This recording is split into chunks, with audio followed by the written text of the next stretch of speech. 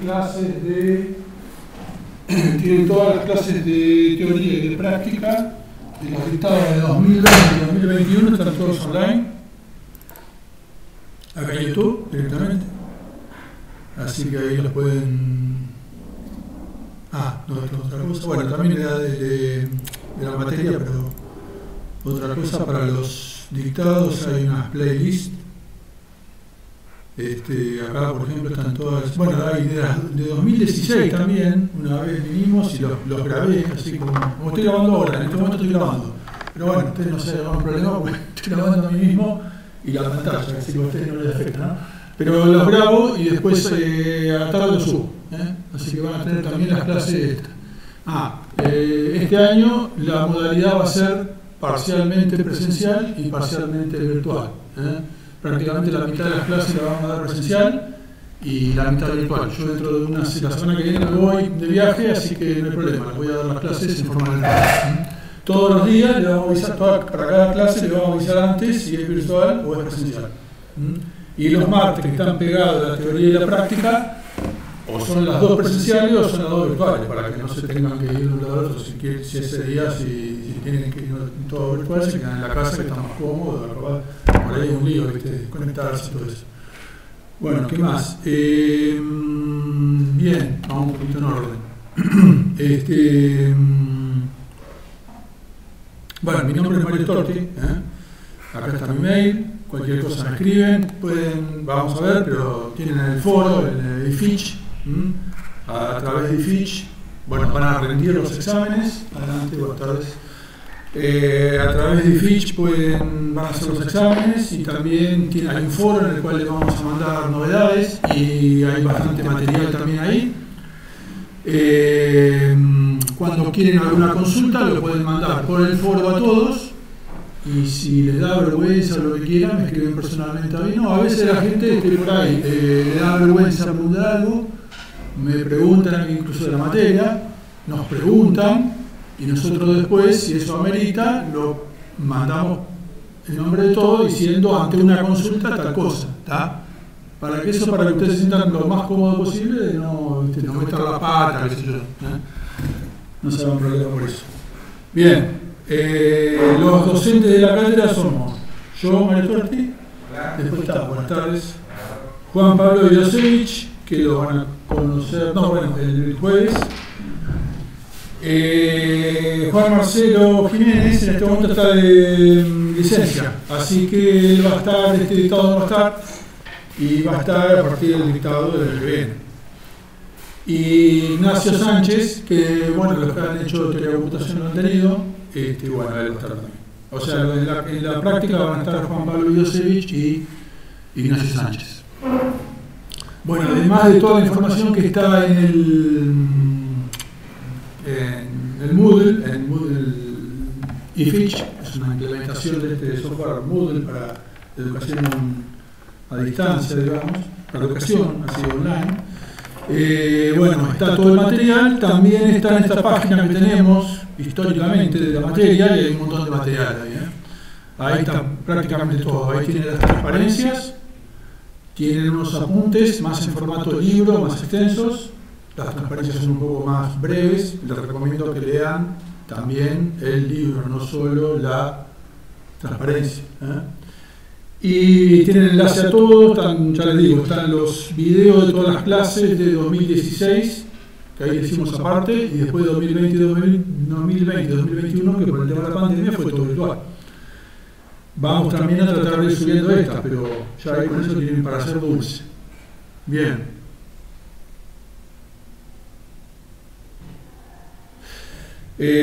Siempre yo antes de las clases les digo que vamos a dar ese día, bueno, esta vez no lo hice, pero normalmente les digo que van a dar ese día y les recomiendo que lo lean. Esta materia ya empieza a tener bastante código, ¿viste? Pedazos de programas, y la verdad que los programas es difícil, ¿viste? Leerlo así de entrada es bueno verlo antes un poco, así que les recomiendo que lo vean.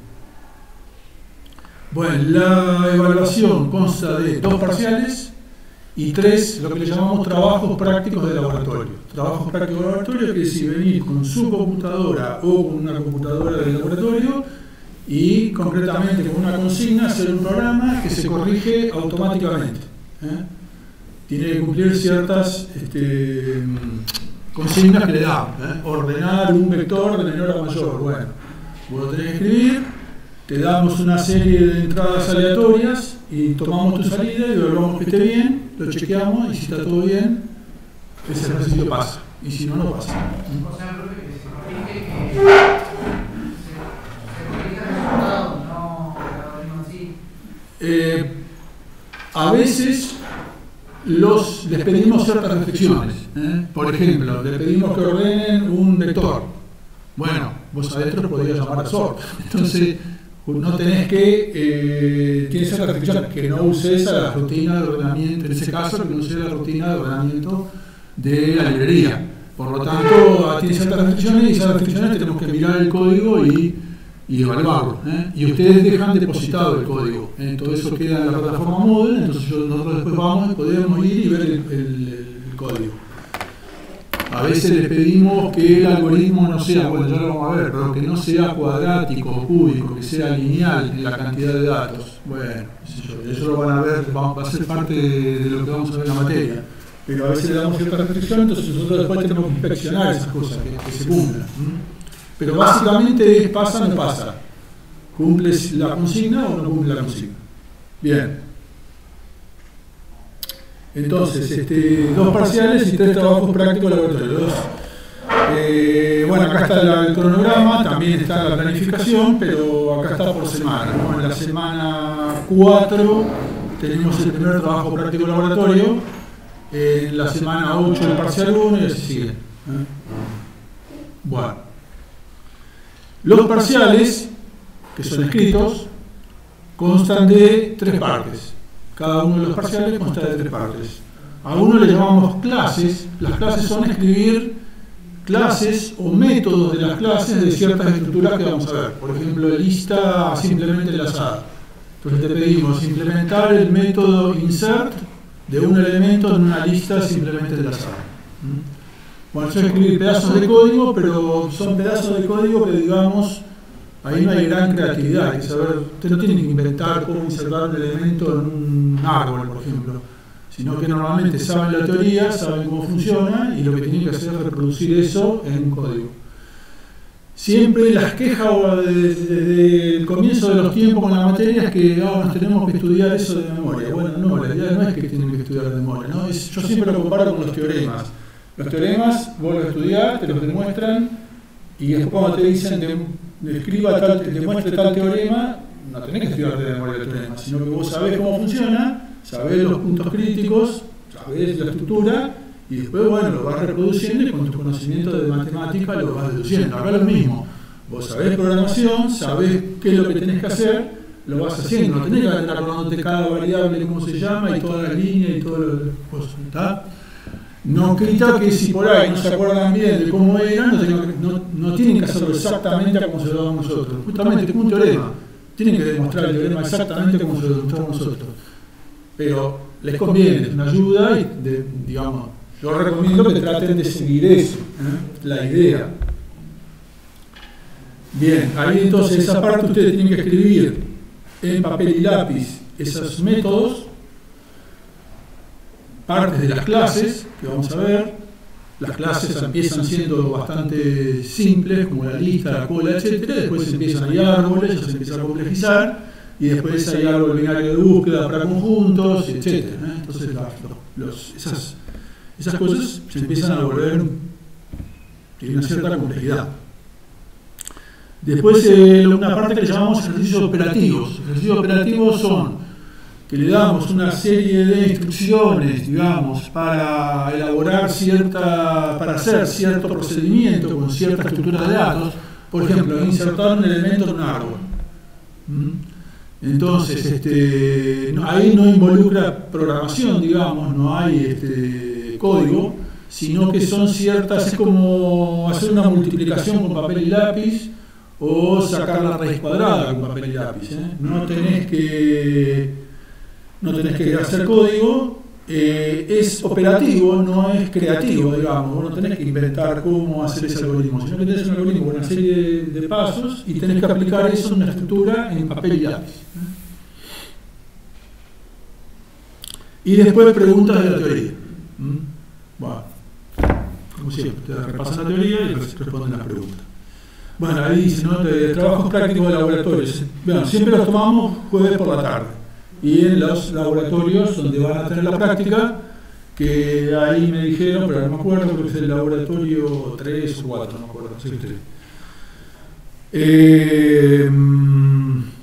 Entonces consiste en implementar programas en computadora que realicen una consigna.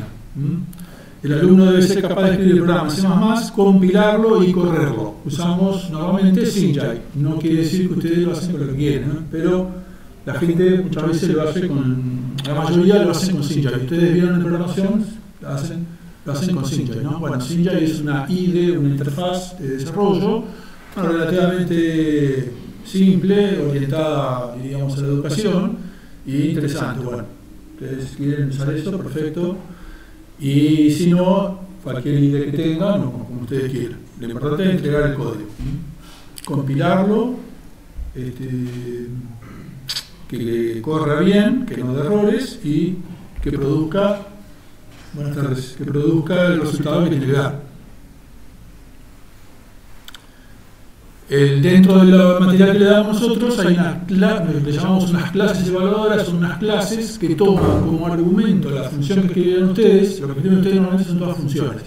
Entonces toman la función que escribieron ustedes y la va chequeando, como les decía hoy, les va tirando unos datos y va chequeando que la salida se corresponda con lo que tiene que salir. Bueno, son unos test básicos, entonces bueno, si pasa esos test, nosotros chequeamos que pase todos los test y después sí, puede ser que le peguemos una mirada para que satisfaga ciertas consignas. Bueno, cada uno es individual. Sí. Lo pueden hacer, se pueden traer su máquina y hacerlo en su máquina, o si no, en las máquinas de laboratorio. Acá tienen dos videos de cómo hacer un TPL. Todo esto está en la transparencia, que ustedes se pueden bajar, así que... Bueno, y acá, como les decía, están los enlaces a playlists que contienen los videos de todos los de dictado de 2016, 2020, acá me faltó agregar el 2021, pero está en la página web. Yo después lo voy a agregar y se lo voy a pasar. Bueno, quiere decir que en total tenemos 9 de lo que llamamos secciones. Buenas tardes. Son para las partes de la materia. Hay 3 partes en cada parcial, clases 1, operativos 1 y preguntas 1. En el parcial 2, clases 2, operativos 2 y preguntas 2. Y después cada uno de los TPL, TPL 1, TPL 2, TPL 3. Son 9 secciones. Bueno, las 9 secciones se aprueban en forma independiente. Y cuando después tenés que recuperar, si tenés aprobado operativo 1 y te falta clases 1, venís y rendís clases 1. O sea, te debería 9 partes, hay que aprobar 9 partes. Sí. O sea que no alcanza con cada uno de los parciales. Hay una restricción. Para promocionar hay que tener todas las secciones aprobadas. Para promocionar todas las secciones aprobadas, pero te digo, se recuperan en forma completamente independiente cada una de las secciones. O sea, vos podés tener que recuperar clases de la parcial 1, operativos del parcial 2 y el TPL 3. Y venís y rendís cada uno de esos. No quiere decir que por separado, en el mismo día, pero cada uno de esos es independiente. ¿Está? Bueno, acá dice debe ser aprobada para promocionar, ¿no?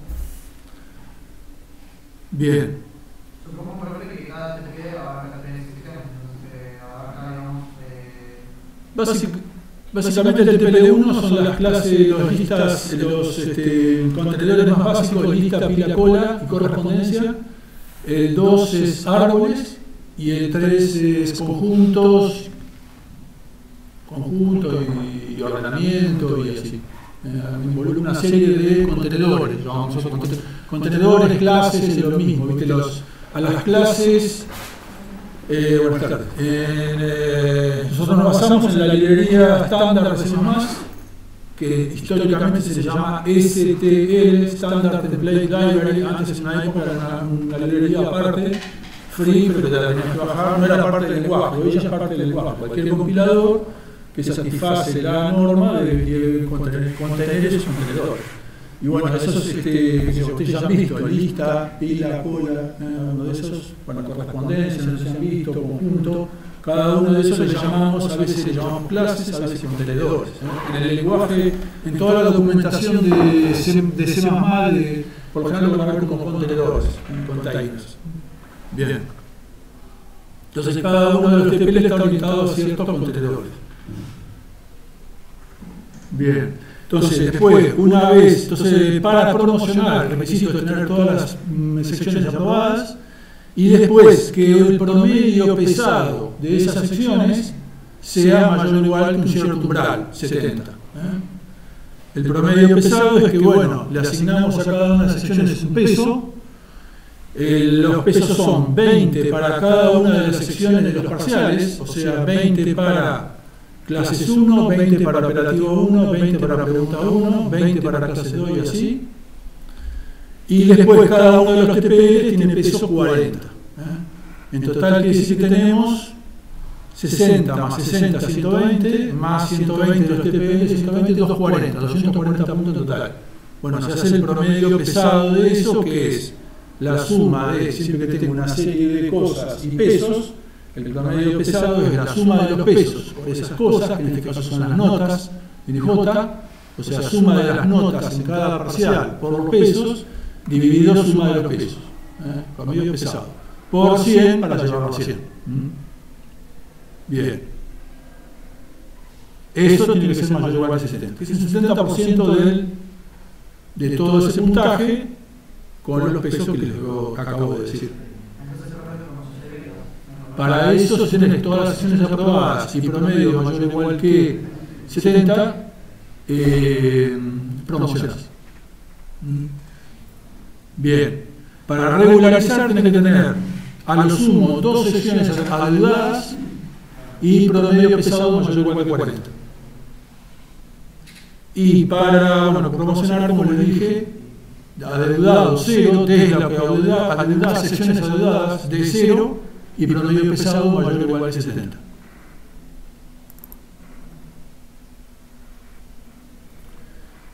Bien. Cuando vienen siempre que vienen a recuperar, siempre queda la nota mayor. Se presentan a recuperar y normal, ningún problema.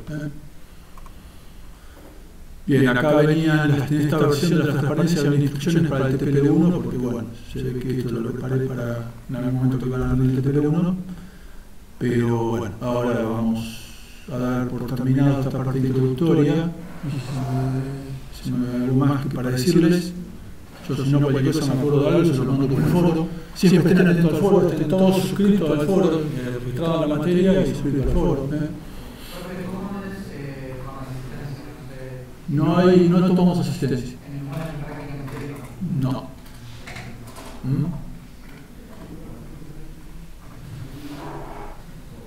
Bien. Bueno, entonces, si no hay dudas, pasamos al dictado. A empezar a dictar la materia. Bueno, entonces, arrancamos con el primer capítulo, es un poquitito, tiene una parte introductoria un poquito filosófica, que es discusión de los algoritmos heurísticos, característica de los algoritmos, entre otras cosas, algoritmos heurísticos y exhaustivos, y después una cosa que es bastante importante, que es tiempos de ejecución.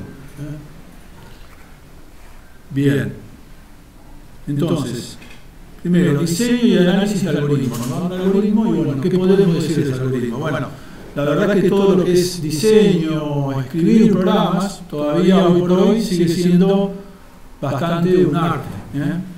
Un algoritmo en general que es un procedimiento bien definido con una serie de etapas que yo tengo que ir siguiendo y que me da a partir de unos ciertos datos, produce un cierto estado final bien definido.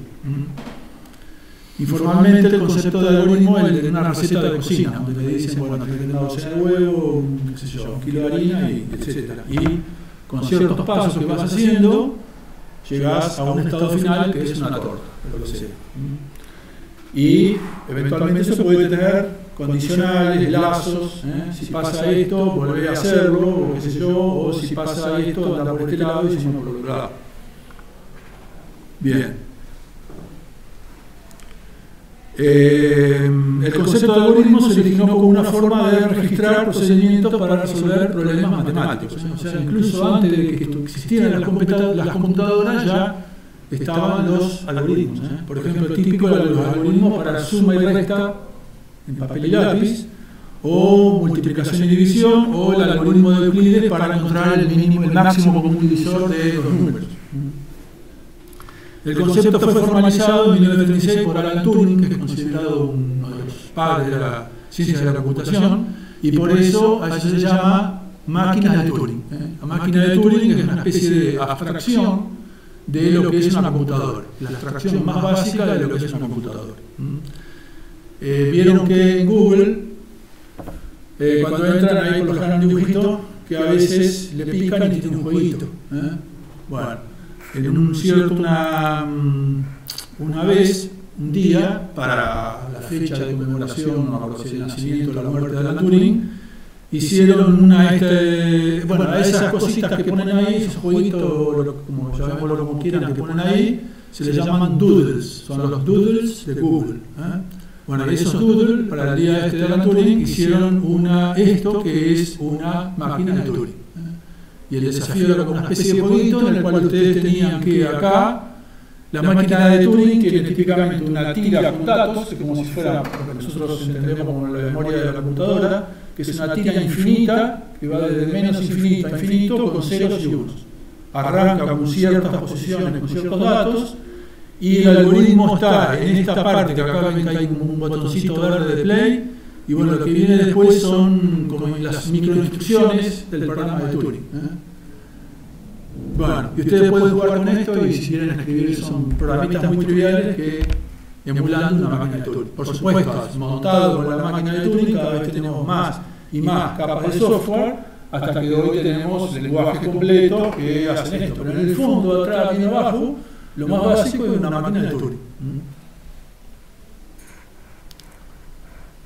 Bien, estos doodles de Google se archivan, hay un doodle archive, o sea que ustedes pueden ir a ver y pueden jugar con eso. A pesar de que ya no está más, porque eso salió un día, el día de Turing, todos los doodles quedan todos almacenados. Ustedes lo pueden buscar y lo pueden usar, a pesar de que ya haya pasado la fecha. Bien. Entonces, una vez que uno escribe algo en términos de un algoritmo, que es una serie de instrucciones así, sin hablar todavía de ningún lenguaje de computación ni nada, una vez que escribió un algoritmo, por ejemplo, algoritmo para ordenar un vector, lo podemos mencionar en forma con palabras, en forma de oraciones y en forma de instrucciones. Bueno, eso se puede traducir a cualquiera de los lenguajes de computación que existen.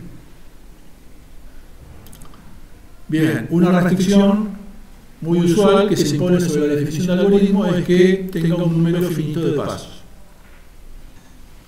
Bueno, ahora, para escribir un programa, ¿cuáles son los pasos? Te doy una consigna y cómo hacer para escribir. Bueno, hay una gran dosis de creatividad, ¿no? En escribir un programa hay una gran dosis de creatividad. No hay hoy por hoy todavía un programa que escriba programas.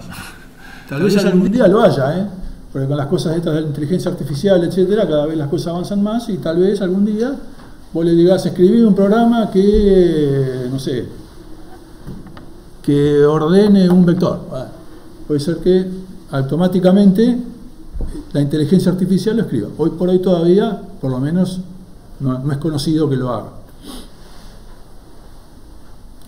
Sin embargo, o sea que no podemos, yo no les puedo enseñar directamente cómo escribir los programas, ustedes tienen una dosis de creatividad hoy por hoy, pero lo que sí podemos tener algunos conceptos de cómo clasificar programas, o cómo cuando vamos a usar ciertas estrategias, saber cuáles nos convienen, cuáles pueden ser más directas, pero pueden ser más costosas desde el punto de vista computacional. Cuando me refiero a costoso quiero decir tiempo de ejecución fundamentalmente, recursos, ¿no? Pero fundamentalmente casi siempre el recurso más importante es el tiempo de ejecución de un programa.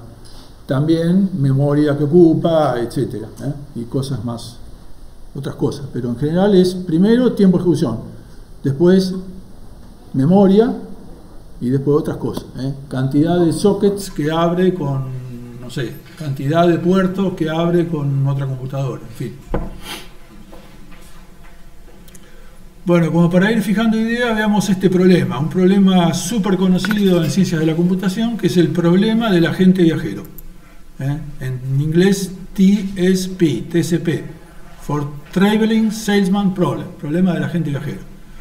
Bueno, la cosa es, ¿se imaginan? Es que tengo una serie de ciudades, acá como si tuviera Buenos Aires, Santa Fe, Córdoba, Tucumán y Santa Rosa, y tengo que un agente viajero, una persona, un viajante de comercio, tiene que recorrer todas las ciudades, pasando por cada una de las ciudades una sola vez y volviendo a la ciudad de origen.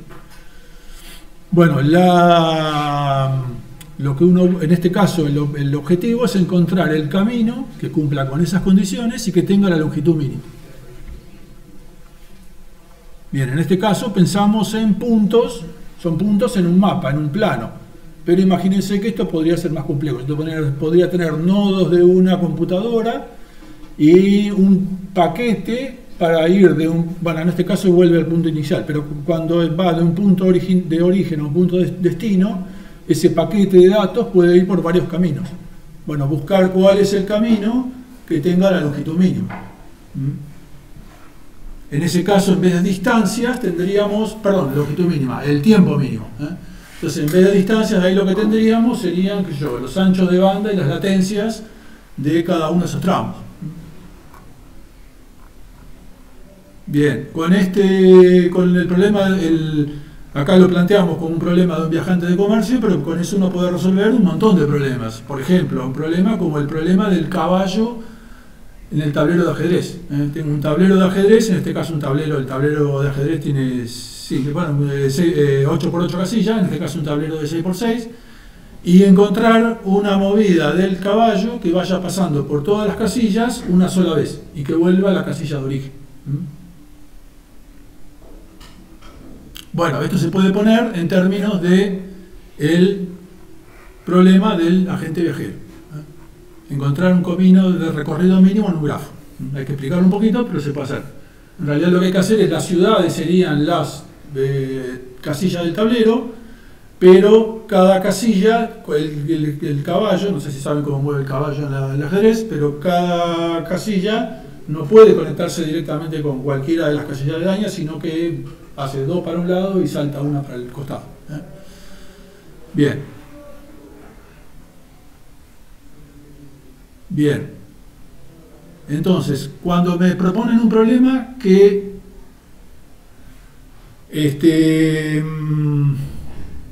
estrategias qué tipo de estrategias puedo utilizar? Bueno, una estrategia es lo que le vamos a llamar de búsqueda exhaustiva.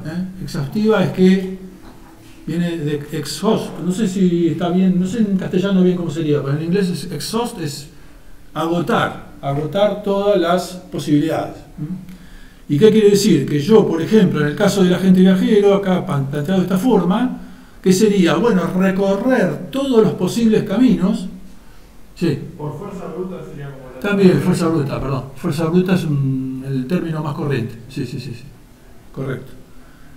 Claro. O sea, recorrer todas las posibilidades. Me dicen buscar de todas estas instancias de algo, encontrar la que es óptima. Bueno, la fuerza bruta o búsqueda exhaustiva sería recorrer todas esas posibilidades y de ellas, bueno, ¿qué voy haciendo? Me voy quedando cada vez con la menor, la que tiene costo menor. Cuando termino de recorrer todas esas, la que tengo es la que tiene costo menor, la óptima. Bien.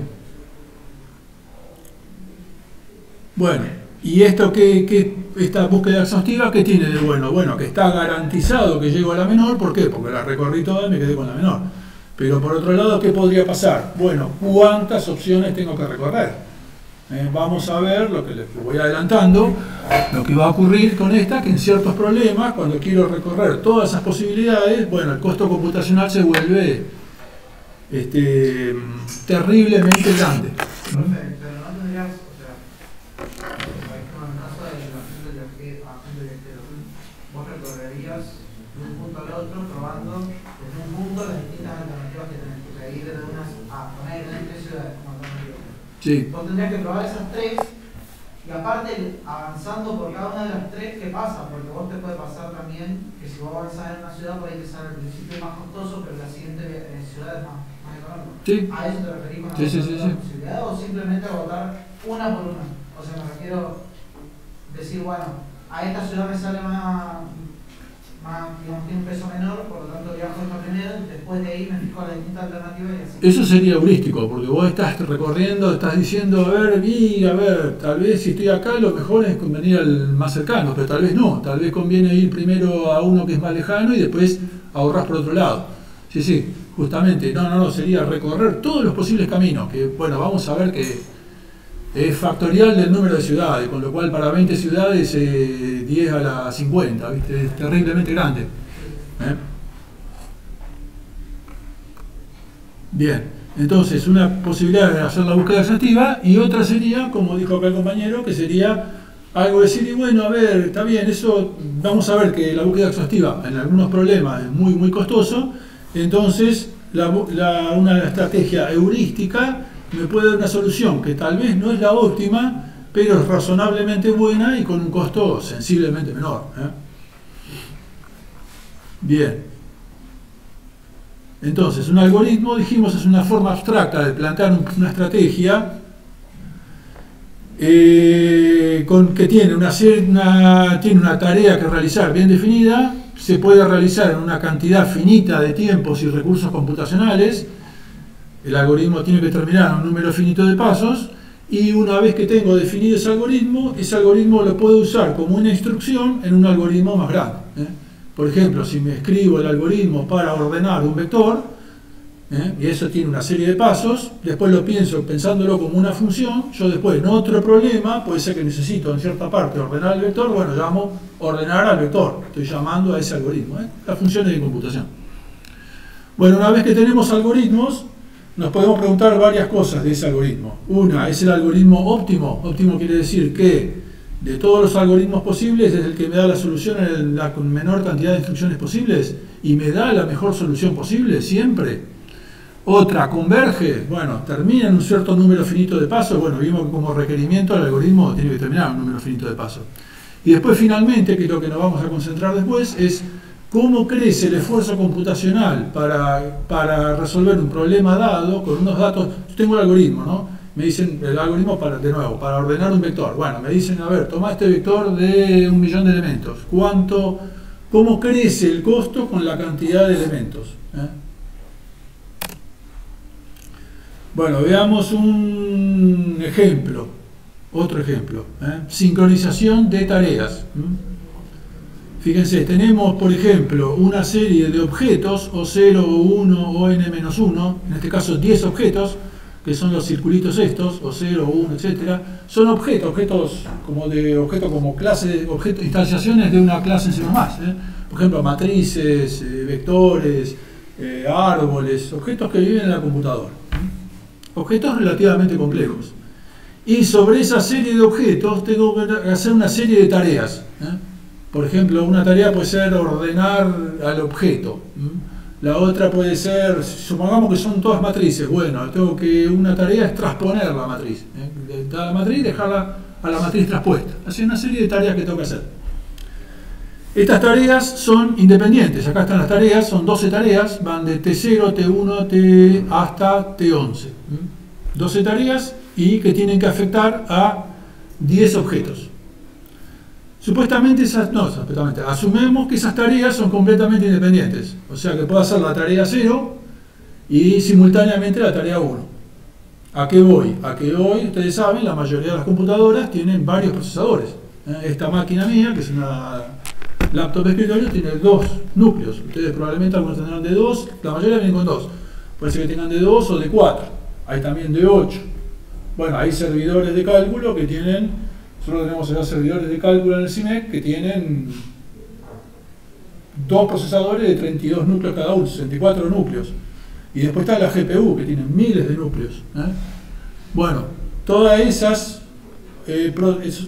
procesadores pueden estar haciendo algo sobre estos objetos. Y lo ideal es que lo hagan al mismo tiempo. ¿Por qué? Porque de esa forma gano tiempo de ejecución. ¿Cada núcleo hace una tarea diferente? ¿Perdón?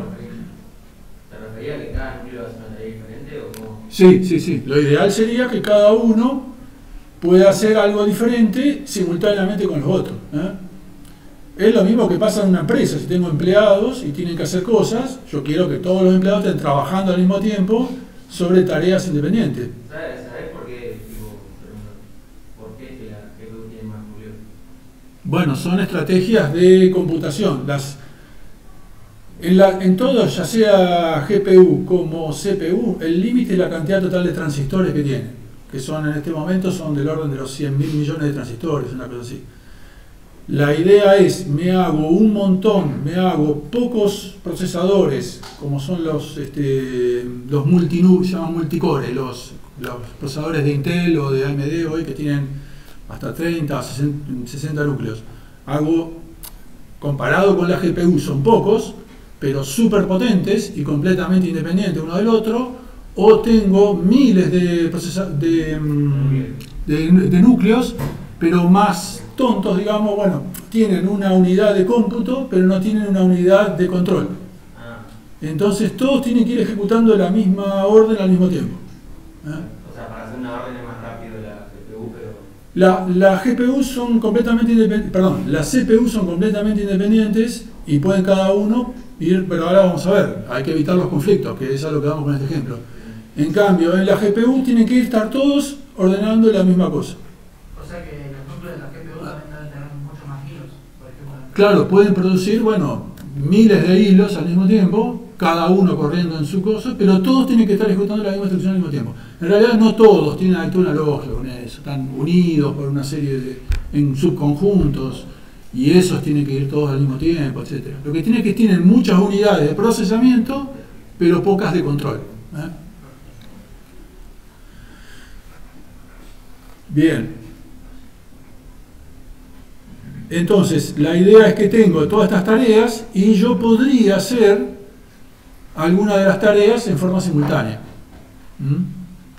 Bueno, ¿cuándo puedo hacer las tareas en forma? ¿Qué tareas puedo hacer en forma simultánea? Aquellas que no afectan al mismo objeto. Por ejemplo, acá si miro la tarea T0, afecta a los objetos O0, O1 y O3. Y la tarea T2 afecta solamente al objeto O4. Como no afectan al mismo objeto, los objetos que afectan son disjuntos, no hay intersección entre ellos, los puedo hacer simultáneamente. Bien, las tareas pueden realizarse en cualquier orden, pero dos tareas no pueden ejecutarse al mismo tiempo si acceden al mismo objeto. Claro, porque si yo, mientras supongamos que son matrices, mientras la estoy transponiendo, el otro la está factorizando, se arma un lío. Bien. Y para eso, profe, no existe, por ejemplo, un orden de prevalencia, digamos. Prevalencia. Claro, o sea, cuando una función prevalece por delante de... Prioridad, claro. Sí, digamos. Bueno, en este caso estamos asumiendo justamente que son completamente operaciones completamente independientes y que las puedo aplicar en cualquier orden. Lo único conflicto es ese, que no estén actuando las dos sobre el mismo objeto al mismo tiempo. Si fueran obreros de una fábrica, bueno, qué sé yo, cada uno puede estar usando, acá los objetos serían, por ejemplo, uno sería el cortachapa, el otro el doblatubo, el otro el no sé qué, y bueno, si tengo un cortachapa, no pueden haber dos obreros cortando chapa al mismo tiempo. Entonces, si yo quiero diagramar las operaciones de la empresa, tengo que hacer un scheduling, o sea, ir administrando los tiempos de tal forma de que no haya dos tareas usando la misma maquinaria al mismo tiempo. Esa es un poco la idea. Bueno, Entonces, el planteo es cómo dividir, tengo que dividir a estas tareas en conjuntos disjuntos, o sea, en subconjuntos, de tal forma que estos subconjuntos serían las tareas que se están ejecutando al mismo tiempo, y de tal forma que no se solapen, que no afecten al mismo objeto simultáneamente. Por ejemplo, la que dijimos hoy, la T0 y la T2, pueden estar en la misma etapa, se pueden hacer simultáneamente. Bueno, una forma trivial de sincronización es asignarle a cada tarea una etapa. O sea, sería lo que llamamos ejecución secuencial. Ejecuta primero la tarea 0, después la tarea 1, después la tarea 2. Ahí seguramente que nunca va a haber conflicto, ¿no? Pero claro, ¿cuál es el problema? Que no gano nada. No gano, si tengo varios procesadores, no gano nada. Si tengo dos, por ejemplo, en ese caso anterior, T0 y T1, volvamos, pero acá tenemos T0 y T1 que está acá, no afectan a ningún objeto compartido, o sea, T0 afecta a O0, O1 y O3, y T1 afecta a O5 y O4. Entonces, como no se superponen, las puedo ejecutar al mismo tiempo. Entonces, si ya puedo ejecutar al mismo tiempo, si cada una de las tareas, sumamos para simplicidad, que todas las tareas tardaran un cierto tiempo fijo tau, si hago la ejecución secuencial, tardo m tau, donde m es la cantidad de tareas. Si ya superpongo dos entre ellas, esas dos ocupan, de las dos tau que ocuparían, ocupan uno solo, y por lo tanto ya ocupo m menos un tau. Entonces, cada vez cuanto reduzco más, voy agrupando esas tareas en etapas que se pueden ejecutar en forma simultánea, cada vez gano más tiempo. Perfecto. ¿Y eso se daría en procesadores diferentes, digamos? La idea es que se pueden ejecutar en procesadores diferentes. Entonces, el algoritmo de desarrollar debe particionar las tareas, el conjunto de tareas, en una serie de P etapas. ¿Qué son esas etapas? Son subconjuntos de las tareas disjuntos, o sea, es una partición del conjunto. La partición es dividir un conjunto en subconjuntos, disjuntos entre sí, pero que todos juntos forman el conjunto original. Por ejemplo, una partición de los números enteros es entre los números negativos y los números positivos. En este caso, dividirlo en tareas, en etapas, subconjunto de las tareas, tal que cada una las puedo ir ejecutando al mismo tiempo. Las tareas a ejecutarse en una dada etapa no deben acceder al mismo objeto. Entonces, si a mí me proponen una partición, a mí me agarran, alguien me dice, bueno, toma, mirá, estas tareas, meté en tal primero hace la 0 con la tarea 0 con la 3 con la 5, después la 2 con la 4. Lo primero que tengo que hacer es verificar que esa partición sea admisible. ¿Qué quiere decir? Que dos tareas de la misma etapa no afecten al mismo objeto. Entonces, a él vamos a llamar una partición admisible, es una partición, o sea, una división de las tareas en subconjuntos disjuntos, tal que no se superponen dos tareas que afectan al mismo objeto en la misma etapa. Bueno, el objetivo es determinar aquella partición admisible que tiene el mínimo número de etapas. Bueno, este problema es muy común ya que se plantea siempre que hay un número de tareas a hacer y conflicto entre las tareas, como le dije en una empresa en la cual tenés, qué sé yo, ciertas herramientas, corta chapa, el SAMPI para llevar las cosas de un lado al otro, el doblatubo, etc. Microscopio electrónico. Bien, acá vemos por ejemplo una partición posible donde le asignamos colores. Tenemos la etapa rosa, donde tenemos las tareas T0, T1, T3 y T11. Ustedes pueden verificar que son compatibles entre sí. La tarea celeste, la tarea verde y la tarea amarilla. La etapa. Cada una de ellas tiene, por ejemplo, la etapa rosa tiene 4 tareas. La etapa azul tiene 3 tareas, la verde 2 y la amarilla 2. Ustedes pueden chequear que son disjuntas y bueno, vamos a ver si es la solución óptima o no, etcétera. Eso es lo que vamos a ver después. Bien, Lo bueno de este problema es que es un problema recontraestudiado y es lo que se llama el problema de colorear grafos. Ustedes probablemente en TECOM ya algo vieron. Bien, acá hay una introducción sobre el tema de grafo, etcétera. Yo esto lo voy a saltear porque ustedes ya medio que lo conocen, ¿eh? Esto es un grafo, el grafo tiene vértices, tiene aristas. Bueno, se pueden representar, por ejemplo, como matrices de ceros y unos. Bueno, hay grafos no orientados, grafos orientados. Bueno, nosotros ahora vamos a plantear este problema en términos de un problema de grafos, el problema de coloreo de grafos. Donde, ¿qué hacemos? Planteamos un grafo en el cual los vértices son las tareas a hacer y uno con una arista, dos vértices, si son incompatibles entre sí, o sea, si afectan al mismo objeto. ¿Está? Es lo que se llama un grafo, en este caso es un grafo de incompatibilidad. Una arista quiere decir estos dos son incompatibles entre sí. Por ejemplo, bueno, volviendo acá tenemos las tareas y los objetos. Este es el grafo con las tareas. Y por ejemplo acá, fíjense, el objeto O4, que está acá, fíjense que es afectado por las tareas T4, T2, T5 y T1. Entonces, ¿cómo se representa esto acá? Fíjense, ahí están las T1, T2, T4 y T5 y están todas unidas entre sí por aristas, porque son todas incompatibles entre sí, porque todas afectan al objeto O4. Sí, así se arma el grafo. Sí, perdón. ¿Qué tan eficiente sería agarrar, por ejemplo, en el caso de un grafo y en este caso separarlo en dos subgrafos, ¿no? Y tratarlos por separado, entonces tratar el grafo por ahí, arriesgarse a que por ahí sea más rápida la búsqueda del camino más corto y más eficiente, y después tratar la otra parte, después finalmente las últimas tareas que serían totalmente compatibles. Buena pregunta. No siempre, en algunos casos se podría plantear algo así.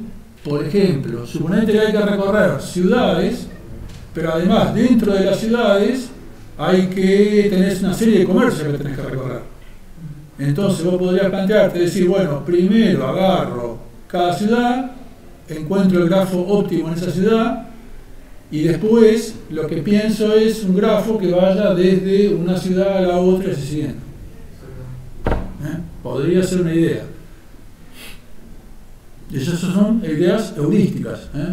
No te dan podría no darte la solución óptima, pero puede ser que sea una forma. Pero uno podría plantearse, ¿por qué? ¿Por qué no agarro y resuelvo el problema? Recorro todas las posibles combinaciones y chao, le doy rosca. Total, las computadoras, ¿viste? La gente se cree que las computadoras son rapidísimas y bueno, podés mandarle rosca y le mandás y total.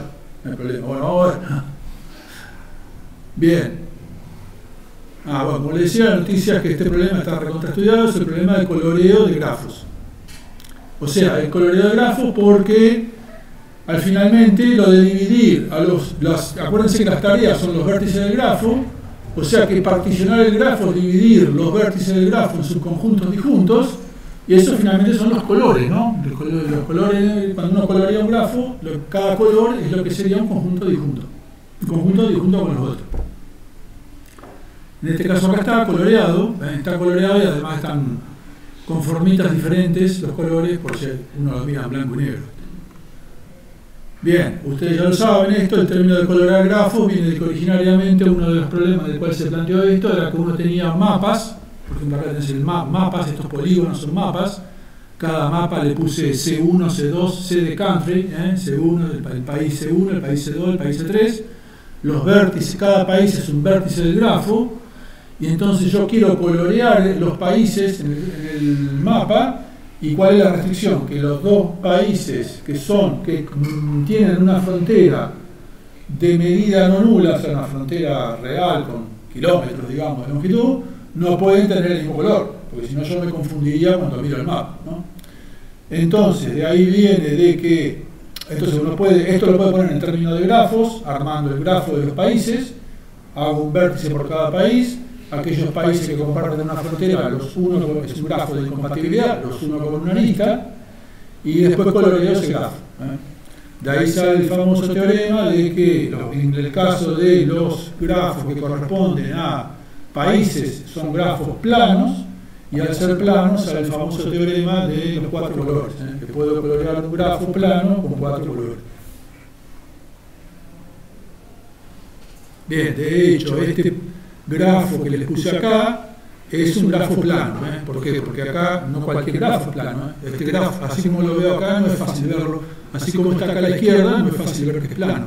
Pero cuando planteo el grafo y lo veo acá, bueno, veo que es plano. ¿Por qué? Porque pude hacer que unir todos los vértices con aristas sin que las aristas pasen una arriba de la otra, como cuando hacemos un plano en electrónica que hacemos pasar un cablecito por arriba de otro.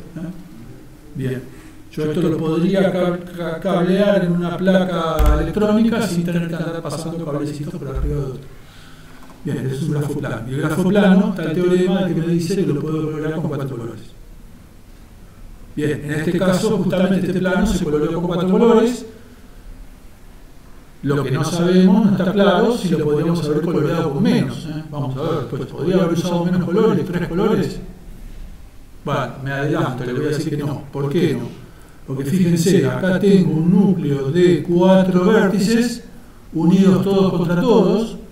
Si tengo n vértices unidos todos contra todos, seguro que no se puede colorear con menos de n colores. Porque donde use un color para colorear 2 de esos vértices, ya estoy violando una de las aristas. ¿Está?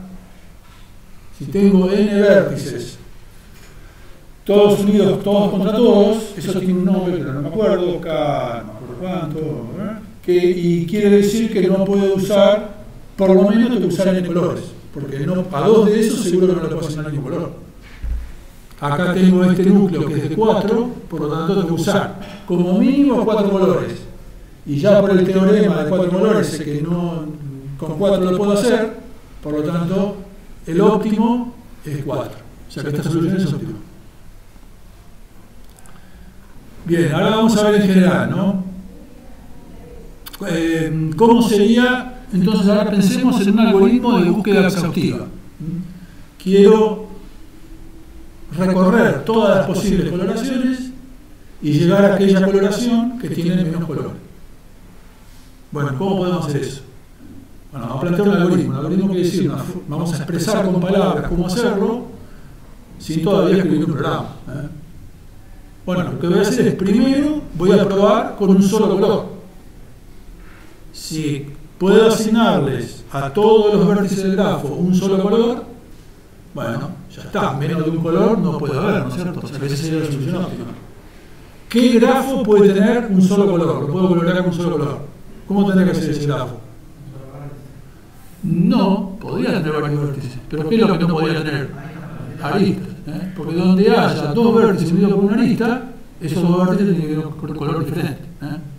Entonces, si fuera un grafo que tiene un montón de varios o un montón de vértices, pero ninguna arista, bueno, pruebo con un solo color, veo que es admisible, o sea que no estoy violando ninguna relación de incompatibilidad entre los vértices, y ya está, me quedo con ese. Si no, ¿qué hago? Bueno, voy y pruebo con todas las coloraciones de 2 colores. Pruebo con todas las coloraciones de colores. Si encuentro una de 2 colores que sea admisible, bueno, ya está. De uno sé que no hay porque ya lo probé. Ahora pruebo con las de 2. Si encuentro alguna, ya sé que 2 colores es el óptimo. Si no hay ninguna de 2 colores que sea admisible, paso a la de 3 colores. Si encuentro una de 3 colores que es admisible, bueno, ya está, esa es la óptima. ¿Por qué? Porque ya sé que no hay ni de 1 ni de 2. Si encuentro una de 3, y así. O sea que voy recorriendo todas las coloraciones de acuerdo a su cantidad de colores.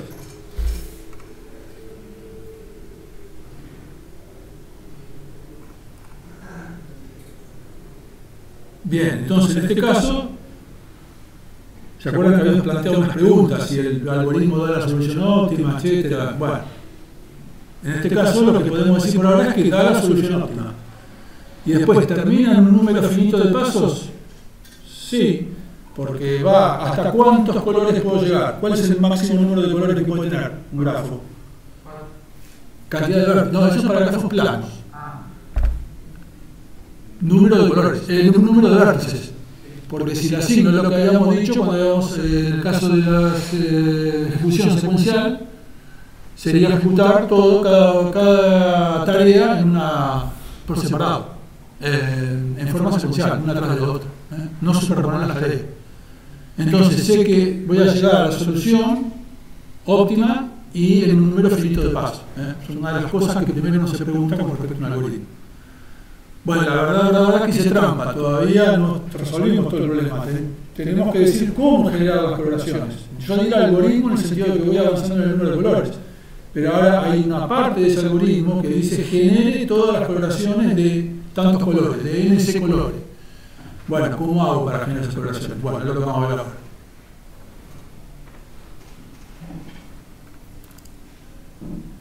Bien, para un color es trivial. ¿Cuántas coloraciones hay en un solo color? Y bueno, una sola, todos los vértices con el mismo color.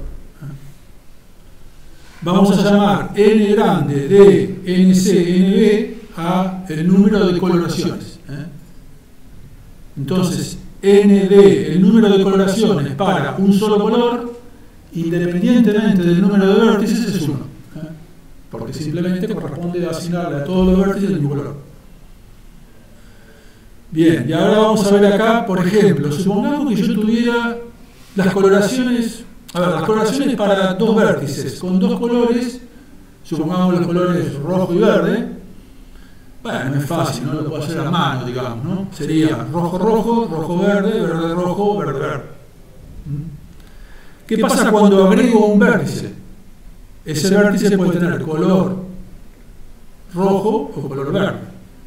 Y entonces yo puedo generar las coloraciones para 3 vértices a partir de las coloraciones de 2 vértices, combinando cada una de las 2 vértices con el nuevo vértice con color rojo o verde. O sea, esta que es rojo, rojo, me da rojo, rojo, rojo, rojo, rojo, verde.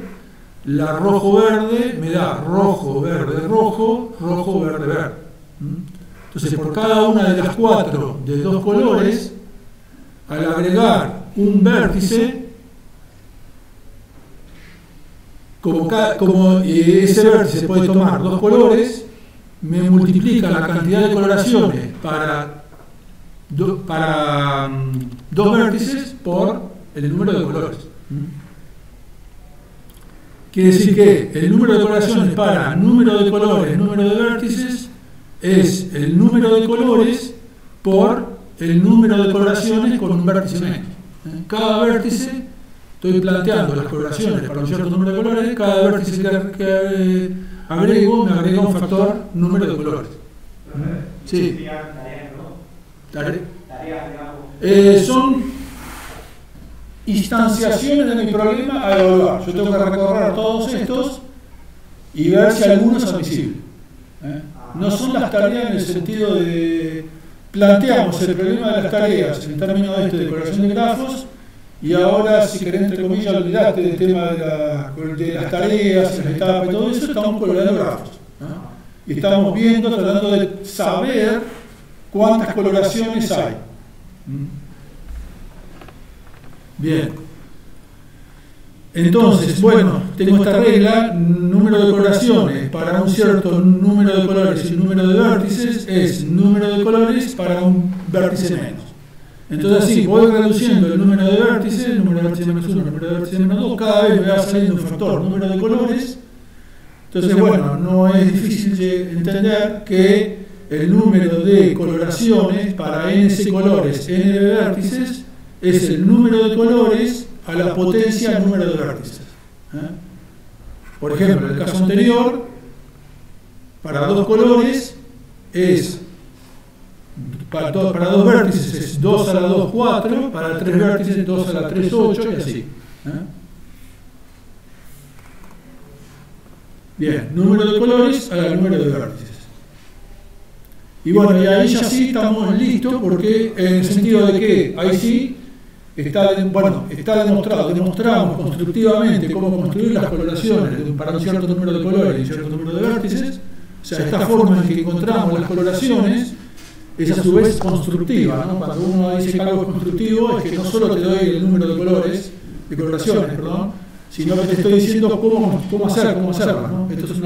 Esto que está acá es un algoritmo gráfico, digamos, para generar las coloraciones. Bien, entonces te completé el algoritmo y de paso ahí sí vemos que es finito, porque ¿se acuerdan? Primero habíamos dicho, probar, primero arrancamos diciendo, primero vamos a probar con un color, si no es admisible un color, probamos con 2 colores, después con 3 y así. Y después dijimos, no, pero ojo, falta ver para un número de colores cómo generar las coloraciones. Bueno, acá está explicado. Y además te dice que lo generas en un número finito de pasos, que es esta cuenta NC a la NB. Esto es un número finito. Vamos a ver que es muy grande, pero es finito.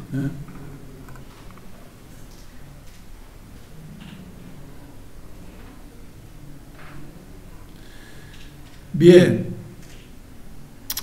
Una cosita a destacar es que en realidad, cuando estamos con este numerito que dijimos que es número de colores a número de vértices, en realidad está un poquito por exceso, no un poquito, está por bastante por exceso. ¿Qué quiere decir por exceso? Estamos contando por demás, no son las coloraciones únicas, por 2 razones. Una, cuando generamos, acá estamos generando todas las coloraciones de 3 vértices con 2 colores. Bueno, hay unas que no son en realidad estrictamente de 2 colores. Por ejemplo, esta la primera, todos rojos, y la última, todos verdes. O sea, que esa en realidad las chequeamos antes, las chequeamos en la primera etapa, cuando chequeamos las de un color. ¿Está? Y después, en realidad, hay ciertas coloraciones que en realidad son equivalentes entre sí. Son isomorfas, llamémoslo. ¿Por qué? Porque en realidad esta que de 2 colores, que es rojo, rojo, verde, es la misma que la verde, verde, rojo. Porque a mí en realidad no me importa el color en sí. Lo que importa es la partición en su conjunto, ¿no? Son completamente equivalentes entre sí. Si es válida una, es válida la otra, ¿no? Entonces, en realidad, de estas 8 coloraciones de 3 vértices con 2 colores, en realidad solamente hay 3 estrictamente diferentes. Hay 2, de las 8 hay 2 que son en realidad de un color. Y de las 6 restantes son isomorfas de a pares, son equivalentes de a pares. O sea, esta rojo, rojo, verde, equivalente a la verde, verde, rojo. Y esta rojo, verde, rojo, equivalente a verde, rojo, verde. Si permuto los colores del sí. ¿Está? O sea que en realidad hay 3 esencialmente diferentes. Si hubiera que chequear, chequeo las 3. Bueno, eso es una gran ganancia con respecto a NCLB, pero en realidad vamos a ver que tampoco no te salva la vida. Vamos a ver, vamos a seguir. Bien, la cosa es, entonces tenemos coloraciones redundantes, pero bueno, si por ahora no nos preocupamos por eso, decimos que el número de coloraciones es NC a la NB, y a lo sumo, acuérdense, los colores hasta dónde puede ir, hasta cuántos colores podemos tener. NB, ¿se acuerdan? Habíamos dicho que a lo sumo tenemos NB vértices, a lo sumo podemos tener NC colores. O sea que en realidad el número máximo de coloraciones que hay es NB a la NB. Número de vértices a número de vértices. Si tengo un grafo de 20 vértices, serían 20 a la 20. ¿Cuánto es 20 a la 20? Tardaré mucho si me pongo yo con mi maquinita, con mi maquinola, a realizar todas esas coloraciones. ¿Será mucho? ¿Cuánto tardaré? ¿Lo tendré listo para hoy de la noche? Vamos a ver. Bien, yo tengo que chequear NB a la NB coloraciones, pero cada una de ellas no es una instrucción que puedo ejecutar en mi máquina en un ciclo de la máquina, ¿no? A su vez requiere una serie de pasos. ¿Cuántos pasos requiere? Tengo una coloración, me dicen este vértice rojo, este verde, ¿qué tengo que hacer yo? Bueno, tengo que recorrer todas las aristas del grafo y chequear, a ver, veo la lista del nodo 3 con el nodo 5. Bueno, tengo que ver si en esa coloración, el nodo 3 y el nodo 5 tienen el mismo color. Si tienen el mismo color, esa coloración es inadmisible, porque estoy violando, le estoy asignando a 2 vértices unidos por una arista el mismo color. Entonces, básicamente, que verificar una coloración que es recorrer todas las aristas del grafo. Básicamente. Bueno, ¿cuántas aristas puede tener un grafo? un grafo con NB aristas, ¿se acuerdan que hay una representación con una matriz que tiene NB por NB? A lo sumo puede haber NB cuadrado aristas. En realidad es NB por NB menos 1 sobre 2, no importa, pero básicamente NB al cuadrado aristas. Por lo tanto, el número de instrucciones para chequear por búsqueda exhaustiva todas las correlaciones de un grafo de NB vértices, a lo sumo es el número de correlaciones que era NB a la NB por el número de instrucciones que me cuesta chequear una dada correlación, que es NB cuadrado, lo acabo de decir recién, ¿no? Por lo tanto es NB a la NB más 2. Si tengo un grafo de 20 aristas, es 20 a la 22. Bueno, ¿cuánto es? Tardará mucho eso. Vamos a ver. Bueno, a cómo crece. Acá tenemos un poquito resuelto esto, ¿no? Este algoritmo crece con el número de vértices como NB a la NB más 2 en realidad, pero bueno, NB a la NB más 2. Eso es lo que se llama la complejidad algorítmica de un problema. De una dada estrategia para resolver un problema. ¿Cómo crece el costo con el tamaño del problema? En este caso con el tamaño gráfico, con la cantidad de vértices del gráfico. Bien, entonces ahí vamos a decir, NB a la NB más 2, ¿cómo crece? ¿Cuánto tardaré en hacerlo? Bueno, pensemos en 20 vértices, 20 ciudades. Bueno, si tomamos un procesador como el de mi máquina, que es 2.4 GHz, ¿qué quiere decir que 2.4 GHz? Son 2.400 GHz, son 1.000 millones de instrucciones por segundo. Giga es 10 a la 9, 1.000 millones. Quiere decir que puedo hacer 2.4 por 10 a la 9 instrucciones por segundo. Entonces, si yo quiero revisar todas las correlaciones del grafo, habíamos dicho que tengo que hacer 20 a la 22 instrucciones. En realidad es más que eso, porque en realidad son 20 a la 22 chequeos de una arista. O sea, me dan dos numeritos y tengo que ver si me dan un color o no. O sea que en realidad involucra hacer una cosa más. Pero por lo menos como cota inferior son 20 a la 22 ciclos de la máquina, ¿no? Bueno, entonces tengo la cantidad de ciclos que tengo que hacer, que es 20 a la 22, dividido la cantidad de instrucciones que puedo hacer por segundo, por la cantidad de segundo por hora, por la cantidad de horas por día, por la cantidad de días al año. Esta cuenta, si ustedes la hacen, le da 5.54 por 10 a la 11 años.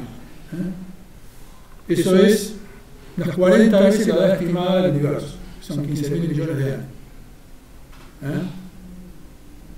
Bien, quiere decir que no se puede hacer. Uno podría decir, bueno, lo que pasa es que tu máquina es media, comprarte una máquina mejor.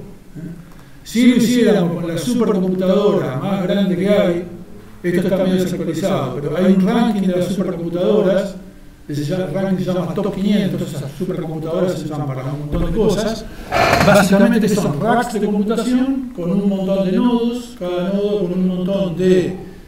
puede tener varios procesadores con muchos núcleos y a su vez GPUs, muchas de las supercomputadoras modernas adentro a su vez tienen GPUs. O sea que en total, bueno, esto está un poquito desactualizado. Si entran a este link, ahí están las listas, top 500. O en Wikipedia buscan también top 500 en Wikipedia está. Y de esa top 500, este está un poquito desactualizado. Ahora, la que está ahora tiene la velocidad de cálculo de estas supercomputadoras se mide en flops. Flop es una operación de punto flotante, floating point operation, flop. Flops es flop por segundo, una operación de punto flotante por segundo. Y a eso se le pueden aplicar todos los multiplicadores del sistema internacional: kilo, mega, giga, tera, peta, hexa y iota. Son 10 a la 3, 10 a la 6, así. ¿Cómo se tiene de hora? Esto es lo de los petaflops, acá lo que estoy diciendo. ¿Cómo sabe cuánto tarea por uno para hacer el estas supercomputadoras, en estas supercomputadoras hay dos cuentas, se le llama. Si encontrás a ese top 500 te lo va a tirar. Está el RMAX y el RPIC. El RPIC es el pico, es decir, tengo tantos procesadores, cada uno puede hacer tantas cuentas por segundo en base al ciclo del reloj de esa máquina. Y por lo tanto puedo hacer tantas cuentas, máximo, suponiendo que yo puedo distribuir mis tareas lo más eficientemente posible y ¿está? Haciendo esas cuentas, si vos acá te haces la cuenta, fíjate, acá te estoy diciendo, tiene 9216 procesadores Power 9 de 22 núcleos y 27.648 placas NVIDIA Tesla. Esas son placas como las gráficas, pero son para cálculo científico. Cada una que tiene, bueno, mirás, haces la cuenta, ¿cuántos núcleos tenés? Sí. Sí, como si fuera el caso óptimo. Es como si vos dijeras, en mi empresa tengo 1000 empleados y cada uno puede, no sé, poner tanto ladrillo por minuto y sumar a todo eso. Después no quiere decir que la práctica lo pueda hacer, porque si tenés que hacer un edificio y tenés 1000, no podés tener los 1000 poniendo ladrillo al mismo tiempo, ¿entendés?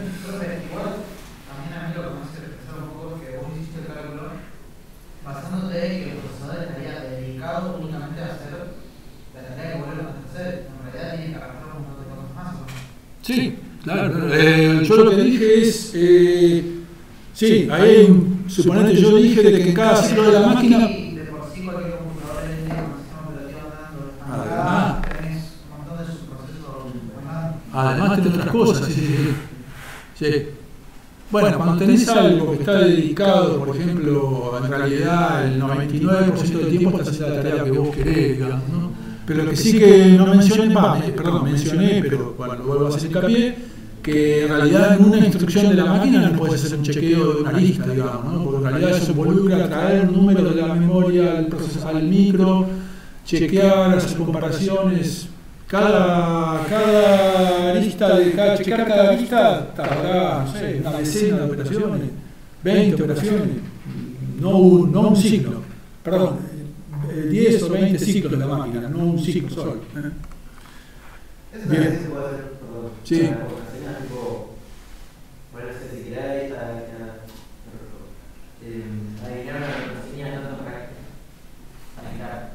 No te escuché, ¿no? Ah, bueno,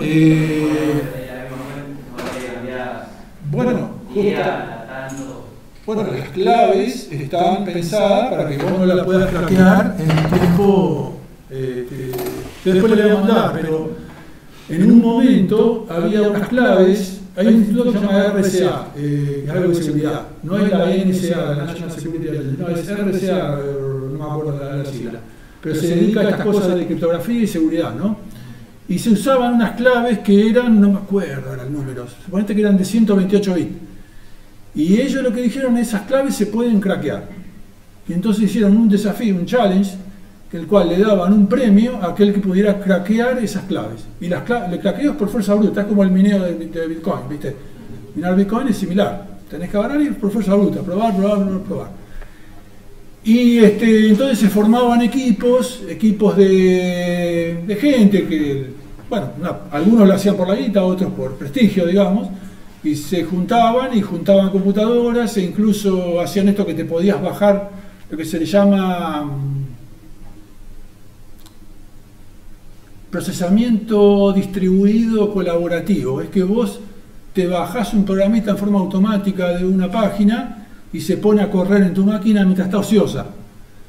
Y entonces lo hace así, digamos, ¿no? Bueno, finalmente lo craquearon ese código. Pero hoy, suponete que eran 128 bits, pasaron de 128 a 256.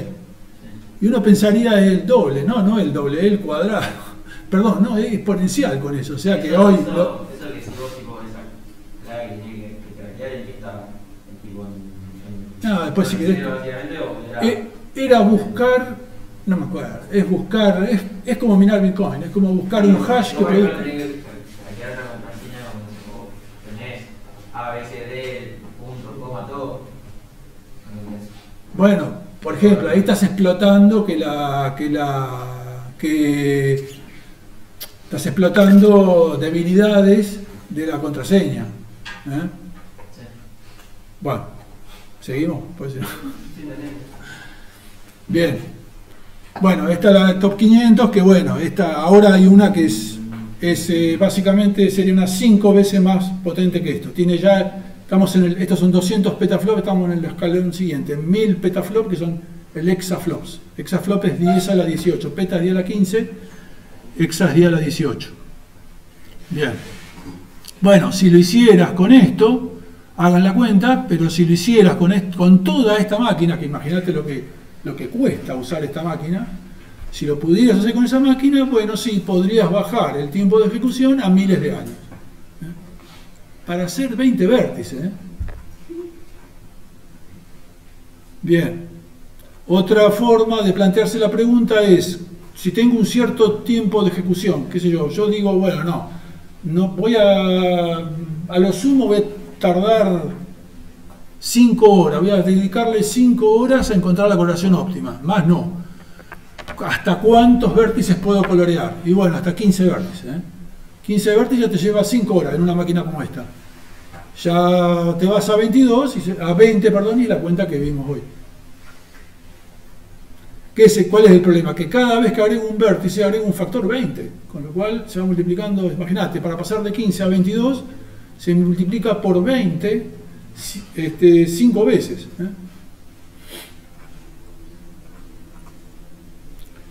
Bien, otra cosita.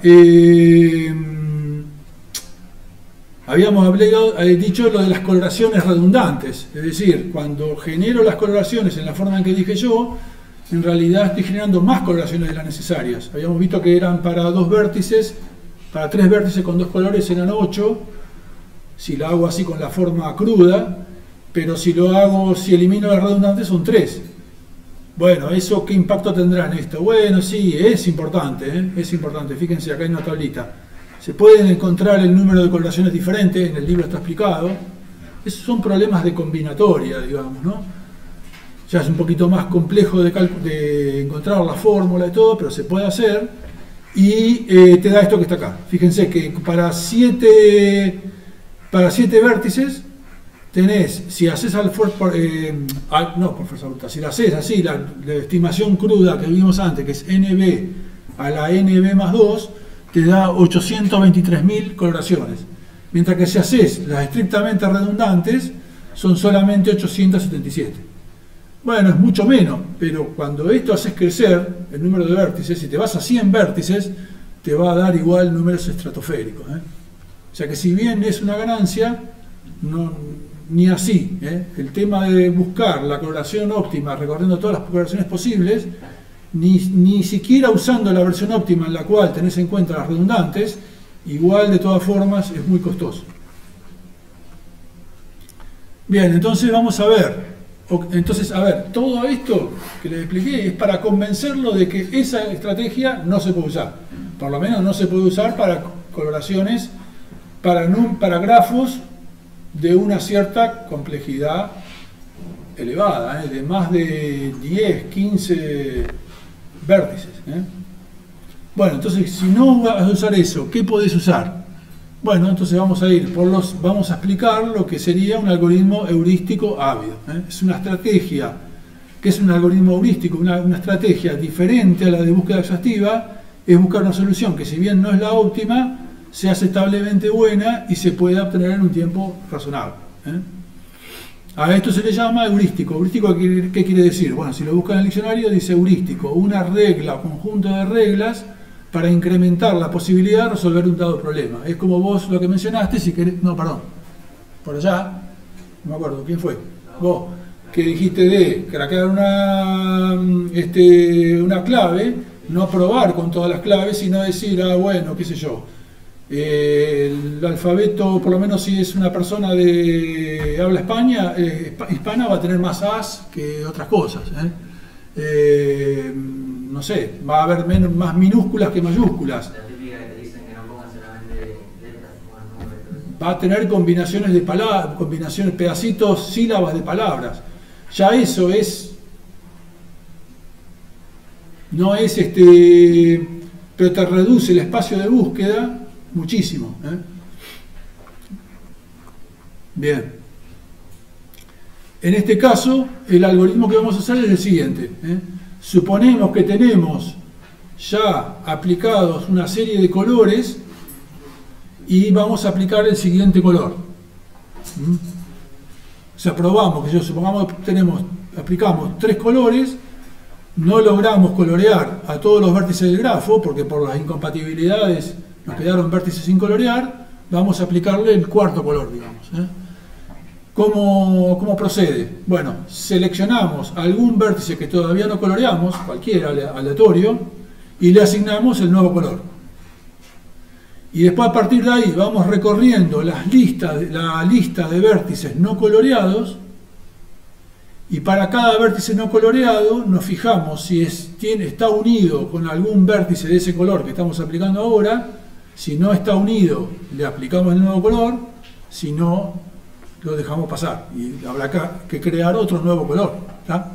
Vamos a verlo en la práctica. Profe, y en el caso de un grafo de cuartito, ¿qué pasaría? ¿Un grafo qué? De cuartito, digamos, se puede separar en dos. Disjunto. Bueno, coloreás por un lado uno, te va a dar, supongamos que coloreás por un lado uno y te da 5 colores. Coloreás del otro y te da 3 colores, bueno, tenés que usar 5 colores, digamos. Es el máximo, tendrías que colorear cada una de las particiones y la coloración, el número de colores totales sería el máximo de las coloraciones de cada partición. O sea que después lo puedes elegir, digamos. Y porque en realidad es completamente independiente, esa sería la idea. Bien.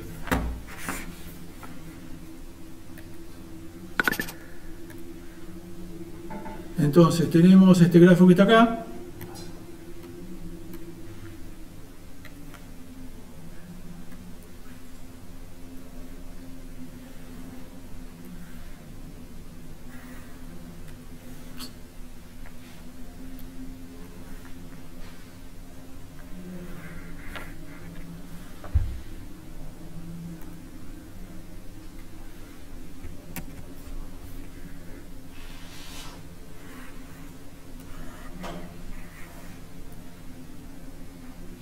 Bueno, en realidad lo voy a hacer de nuevo porque ya tiene los colores, así que lo voy a copiar de ahí.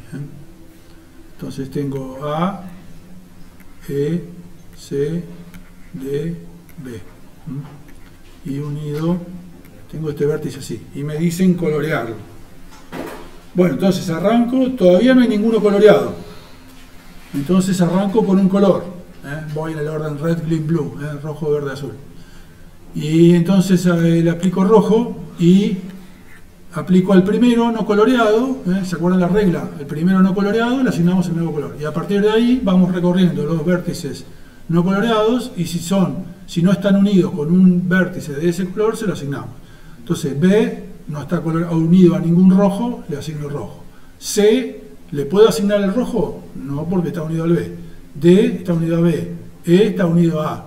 Bueno, ya recorrí todos los vértices no coloreados, que como es la primer color, son todos. Y bueno, le pude colorear 2 vértices. Pero me quedaron vértices sin colorear. Así que tengo que pasar al siguiente color, verde. Bueno, primer vértice no coloreado, el C. Le asigno el nuevo color. D, ¿le puedo asignar el verde? Sí, porque no está unido a ningún verde. E, no. Bueno, se me acabaron, recorrí todos, asigné el verde a la mayor cantidad que podía, paso al siguiente color, azul. Bueno, primer vértice no coloreado, el E, le asigno el azul. Bueno, y ya coloreé todos los vértices, se terminó. Pude colorear el grafo con 3 colores. Bueno, ¿es lo óptimo? Bueno, no. El óptimo es este que está acá. Fíjense que está coloreado con rojo y verde y con 2 colores. Por lo tanto, ¿qué quiere decir? Ese algoritmo heurístico me da una solución razonablemente bien, es mejor que haberle asignado un color a cada vértice, que serían 5. Lo pude colorar con 3, pero no es el óptimo. Bien.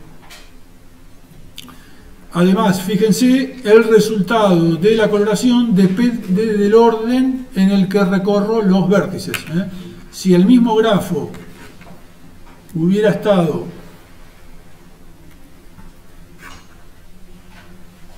diríamos numerado así: A, B, C, D, E.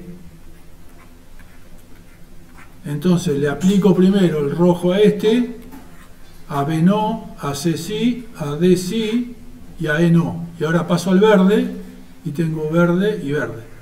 O sea que el resultado depende del orden en el que los recorro. Y bueno, en este caso, con esa forma de recorrerlo, con esa numeración de los vértices, resulta en la coloración óptima, la coloración con 2 colores. Pero no es que siempre tenga que ver con eso, no es que siempre pase. Es un algoritmo heurístico, o sea que en ningún caso está garantizado que me dé la solución óptima. Bien. A esta estrategia se le llama ávida. Ávida viene de avaro, no piensa en amarrete, en que quiere gastar lo menos posible. En realidad, o ganar la mayor cantidad de plata posible. En realidad, bueno, en inglés es greedy, greed. Greed es avaricia y greedy es avaro. Una persona greedy es una persona avara, ávida en realidad.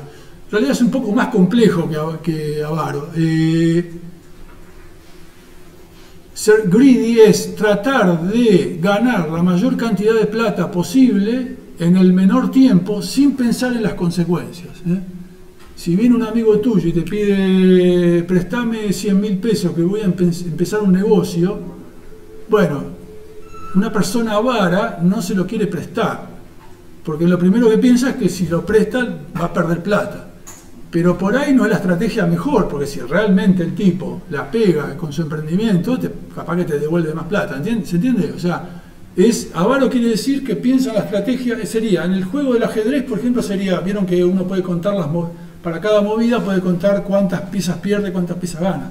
Es lo que se llama, no me acuerdo, el costo de la movida, no sé. Bueno, sería diseñar un algoritmo que busca la movida que instantáneamente me da la mayor ganancia material. La que me da mayor ganancia, me hace perder menos piezas a mí y capturarle más piezas al otro, comerle más piezas al otro, sin pensar en las posibles consecuencias a futuro de esas movidas. Bien. Entonces eso es lo que es avaro, ávido en el sentido de computación, greedy. Es tratar de avanzar en la solución del problema, tratar de avanzar lo más rápido posible en resolverlo, sin pensar demasiado en las consecuencias futuras. Por lo general, un algoritmo ávido es muy simple de programar y rápido en su ejecución, pero al no tener en cuenta las consecuencias a futuro de sus movidas, bueno, puede dar una solución peor. Acuérdense que todo esto estamos hablando de algoritmos heurísticos, por lo cual ninguno da la solución óptima, ¿no? Bueno, este es uno, sería de los más simples posibles. Bien, bueno, acá hay una implementación de esto. No voy a entrar en... si quieren, acá está, y miren el libro. El libro que hice el apunte, ¿no? Acá en la página web del curso, no se los mostré, está ahí el enlace, es cimec.org/AED, y acá, bueno, hay cosas en el Moodle y hay cosas acá. Esta es lo que tiene, que esta es pública, la puede ver cualquiera. Y acá están también las transparencias, por acá, embebidas, las pueden bajar de ahí también. Y aednotes.pdf es formato de libro. Es todo bien, lo que acá en la transparencia explicamos medio la disparada, ahí en el apunte está todo bien explicado, y muchas cosas que acá están simplemente dichas y están bien explicaditas. Bien, ahí en el libro está explicado mejor esta implementación del algoritmo. El algoritmo greedy está implementado y bien, bien detalladito. Bueno, acá no lo vamos a entrar con eso, porque no tiene sentido, porque nos vamos a concentrar después más en las estructuras que ustedes van a ver. Bueno, el tiempo de ejecución de este algoritmo, ¿cuánto es? El del heurístico habíamos visto que era NB a la NB. Bueno, acá es NB al cubo. Esto quiere decir proporcional, es decir, prop2 proporcional a NB al cubo, número de vértices al cubo. Quiere decir, fíjense que 20 al cubo es 8000. En 8000 instrucciones resuelve un grafo de 20. Yo he coloreado grafos de 2000 vértices y en segundos te lo hace. Claro, imagínense, se dan cuenta que es completamente diferente, pero no da la solución óptima. Sí. Entonces, uno primero como que priorizar el hecho de resolver algo con la mínima cantidad de errores u optimizar el tiempo. La idea de esto como moraleja para ustedes es que cuando van a implementar algo, suponete que te contratan para implementar un algoritmo de correlación de grafos. Si vos sabés todo esto de antemano, sabés que no tenés que ir por la parte heurística, porque capaz que vos te pones a escribir el programa, tardás una semana en escribir tu programita para correr el grafo con el algoritmo heurístico, lo debagueás, lo pones a punto, lo probás con vértices, con grafos de 10 vértices, te da bárbaro, de 5 vértices, te da todo bárbaro. Y cuando le pones uno de 20, es imposible, ¿entendés? No lo vas a poder usar directamente, no es que va a tardar mucho, directamente es inusable. Entonces, tener una idea de antemano, vos tenés que tener una idea de cuál va a ser el costo de resolver tu problema. A veces lo podés. A ver, ustedes tal vez esto ya lo saben que si tienen que recorrer cosas y hacen un doble lazo, y cada uno de esos lazos se hace n veces, se hace cuadrático, n al cuadrado. Si tenés 3 lazos anidados, es n al cubo. Y bueno, parece esas cosas, las probás y te andan probás con 100 datos, va bien, con 200 datos va bien. Cuando es al cubo, te aseguro que llegás a 1000, y si ya son 1000 millones de veces que tiene que hacer eso, ya se nota como el horno.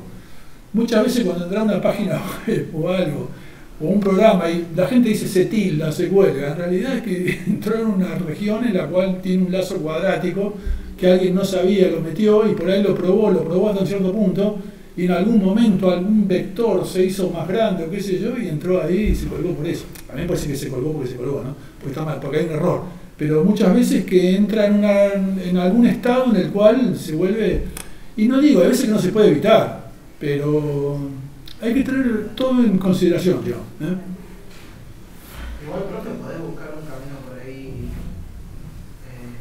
holístico, pero que sea, entre todo, eficiente para el tiempo que te da. Bueno, esta estrategia no es mala, la que les puse acá es súper simple y no es mala. Podrías perfeccionar el algoritmo a tal punto de que obtengas un porcentaje de un 80% de efectividad con un tiempo perfectamente relativamente mínimo. Esa es la tarea, digamos, incluso como ingeniero, como un programador, por ahí esto no lo sabe, ¿entendés? Un tipo que lo que sabe es programar, no sé si le va a caer la ficha a este tipo de cosas, ¿entendés? Le va a costar entender, ¿y por qué NB a la NB? ¿Por qué es tanto más que NB al cubo? ¿Entendés? Ahí es donde entra, para eso vienen ustedes acá y estudian esto, porque esto es lo que te da las herramientas para decir, no, pará, esto es imposible, o vamos por acá, no, pero esta estrategia es completamente, enseguida nos vamos a quedar cortos, se va a volver demasiado costosa. Bien, y entonces vamos a seguir ya con esta parte que es tiempo de ejecución de un programa. Esto que yo les dije, NB a la NB, NB al cubo, etcétera. Bueno, hay toda una metodología para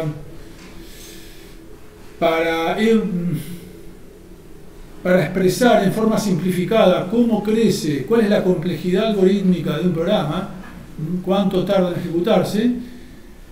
Y bueno, esto lo van a ver en todos lados, en la documentación de las STL, de las librerías de C++, en cualquier librería de algunas cosas te va a decir cómo es lo que se llama la complejidad algorítmica, que es lo que vamos a ver ahora. Bien, entonces arrancamos diciendo la eficiencia de un código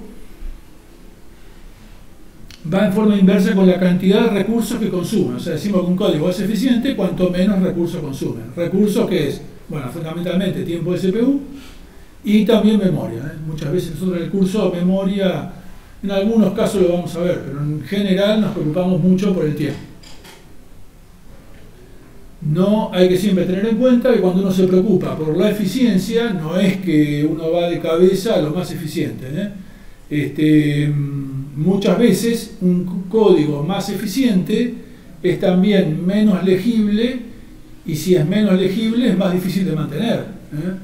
¿Qué pasa? ¿Cuál es la idea también un poquito del curso? Es que vos tenés que saber de tu programa, saber cuáles son los cuellos de botella, las partes que consumen más tiempo, y eso cuando tenés este manejo de decir, esta parte es orden n cuadrado, esta orden n, esta orden n cubo, ya sabés cuál es la que va a tardar más. Y entonces en base a eso decís, esta es la que tengo que optimizar. Si tengo esta parte que es orden de n, esta que es orden de n cuadrado y esta que es orden de n cubo, bueno, no te pones a optimizar la que es orden de n, te pones a optimizar la que es orden de n cubo. Y la otra, capaz que probablemente la dejás incluso con un código que no es tan eficiente, porque total no es la que te consume tiempo. O sea, esto a su vez te da un poquito de la idea, te permite analizar y entender mejor cuáles son las partes que consumen más tiempo de un programa. Hoy hay programas que te analizan un programa, profiling. Profiling es de un programa decir cuál es la parte del programa que consume más tiempo, para si lo querés optimizar, saber a dónde ir. Bueno, estas son como unas ideas globales que te dan a entender por qué hay partes que consumen más tiempo. Ya les digo, si hay una parte que es orden n cuadrado y una que es orden n, capaz que lo probás para pequeños tamaños y no hay problema, pero cuando vayas a tamaño grande, la n cuadrado siempre va a terminar ganando. Eso es lo que vamos a ver ahora. Entonces, como les decía, en algunos códigos, y dependiendo del volumen de datos que vas a manejar, puede ser que te preocupes por la eficiencia o no. Por ejemplo, si querés escribir un programa para buscar un nombre en una agenda personal de 200 registros, yo tengo, 200 contactos, quiero buscar un nombre ahí no te vas a preocupar demasiado por cómo buscarlo, porque 200 registros ni te das cuenta, por más que lo hagas lento, por más que lo recorras así, en forma a lo bruto, por fuerza bruta, no va a tardar mucho. Pero si querés buscar un buscador, Google, ¿cómo hace Google para buscar las cosas? Google, ustedes ponen, no sé, Carlos Tevez y te busca inmediatamente en todas las páginas del mundo, te busca Carlos Tevez. ¿Cómo hace? Bueno, hay algoritmos de búsqueda que son especiales. Lo que hacen es, básicamente, lo tienen a los datos ordenados y después, dentro de ese arreglo ordenado, hacen lo que se llama búsqueda binaria. Bueno, ¿vieron búsqueda binaria en algún momento? Búsqueda binaria es decir, es como cuando buscamos palabras en un diccionario, ¿no? Tengo el diccionario, voy primero a la mitad. Si la palabra que estoy buscando está después, me voy a esta mitad. Y ahora miro a esta mitad, y así. Fíjense que se va reduciendo por la mitad, entonces el costo es logaritmo del número del tamaño del diccionario. Entonces, así busca Google. Y bueno, ahí, por ejemplo, Google, la base de datos de Google tiene 10 del orden de 10 a las 2 entradas. Son 1 millón de millones de entradas. Bueno, ahí que el algoritmo sea orden n log n o orden n a la 1.1, te cambia completamente la historia. Bien, si quieren ver algo del tamaño de la base de datos de Google, está por acá. Yo dije 10 a la 12, no, me equivoqué, un ejemplo. Es del orden de los 10 exabytes, y exa es de nuevo, es 10 a la 18. Bien. ¿Y el objeto que se nota mucho se usa una solución lista, no? No. Nosotros, es raro, a veces le decimos que tiene que tener tal complejidad algorítmica, a veces lo hacemos, pero no en general, por lo general se trata de resolver el problema. no de la eficiencia, pero sí lo tienen, esto lo tenemos que saber, digamos, ¿eh? Bien. Entonces, además, más importante que saber escribir programas eficientemente es saber cuándo y dónde optimizar. No solo todos estos conceptos te dan idea de cómo optimizar, sino además saber dónde optimizar, ¿eh? Cuál es la parte que consume más tiempo. Un programa puede estar compuesto por varios componentes o módulos y no tiene sentido preocuparse por el que ocupa el 5% del tiempo. Conviene ir al que ocupa la mayor cantidad de tiempo. Y eso, todas estas nociones te dan una idea de eso. Bueno, el tiempo de ejecución de un programa depende de muchas cosas. De la eficiencia del compilador, del lenguaje que usaste. Ustedes saben que hay lenguajes que son más rápidos que otros. A su vez podría ser, como en C++, que está el compilador, podría ser que haya compiladores que te produzcan código de máquina. ¿Saben lo que es un compilador? Un compilador agarra tu programa, código fuente, escrito con instrucciones en C++, y lo traduce finalmente en ¿qué? En código de máquina. Que son instrucciones binarias que realmente puede hacer el procesador. Profe, en un servidor, usted no sabe cuál es la parte que más conviene utilizar en un servidor, por ejemplo. En un servidor. ¿Un servidor que hace qué cosa? ¿Servidor de páginas web? Para almacenar una nube, por ejemplo. ¿Poner? Para almacenar datos, por ejemplo, en una nube. No, bueno, me está diciendo algo muy genérico, no sé. Habría que ver. No sé si te entiendo bien lo que me está diciendo. No, o sea, en general, digamos, ¿qué es lo que más conviene optimizar en un servidor? Por ejemplo, lugar de datos, en la página web, en Google. Ah, bueno, y hay que depende de cómo está. Sí. Claro, digamos, se veía, pero no pasa nada. Y hay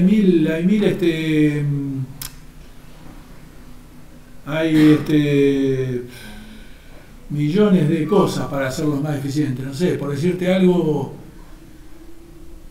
qué sé yo, Wikipedia, por ejemplo, tiene un sistema de caché. Wikipedia es uno de los sitios con mayor acceso hoy.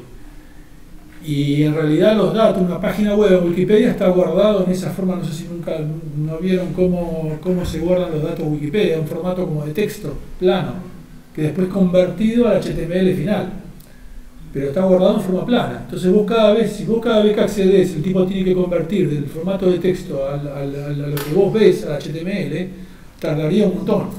Entonces tiene un sistema de caché, tiene todas las cosas guardadas en un lugar y después tiene un sistema de caché. Entonces si vos accedes hoy a la página de Carlos Tevez y te sale, está convertida en HTML, si dentro de 5 minutos volvés a acceder, otra persona accede a la misma página, no vuelve a regenerar todo el HTML, ese HTML lo guarda en un caché y entonces ya directamente le da ese caché. Y así, cosas así, no sé si te respondo, pero son formas de optimizar un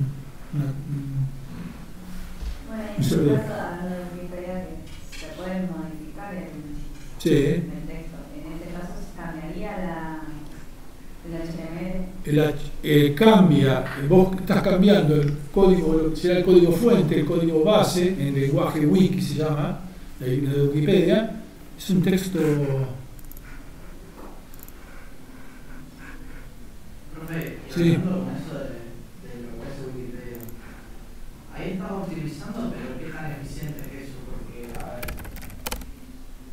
tendrías que hacer un promedio de la cantidad de gente que busca la misma cantidad de cosas por día para ver si realmente te conviene, porque por ahí, no sé, supongamos, por ejemplo, la Argentina que tiene 48 millones de habitantes, a eso lo agarrás y decís, bueno, supongamos que, no sé, un cuarto de la población busca diferentes cosas y el resto, o sea, los 3/4 restantes, te queda gente que busca lo mismo. Bueno, por eso es una copia de carga almacenado de eso, en memoria. Bueno, esa es la noción de caché. La palabra caché la han escuchado 1000 veces. Es cuando vos tenés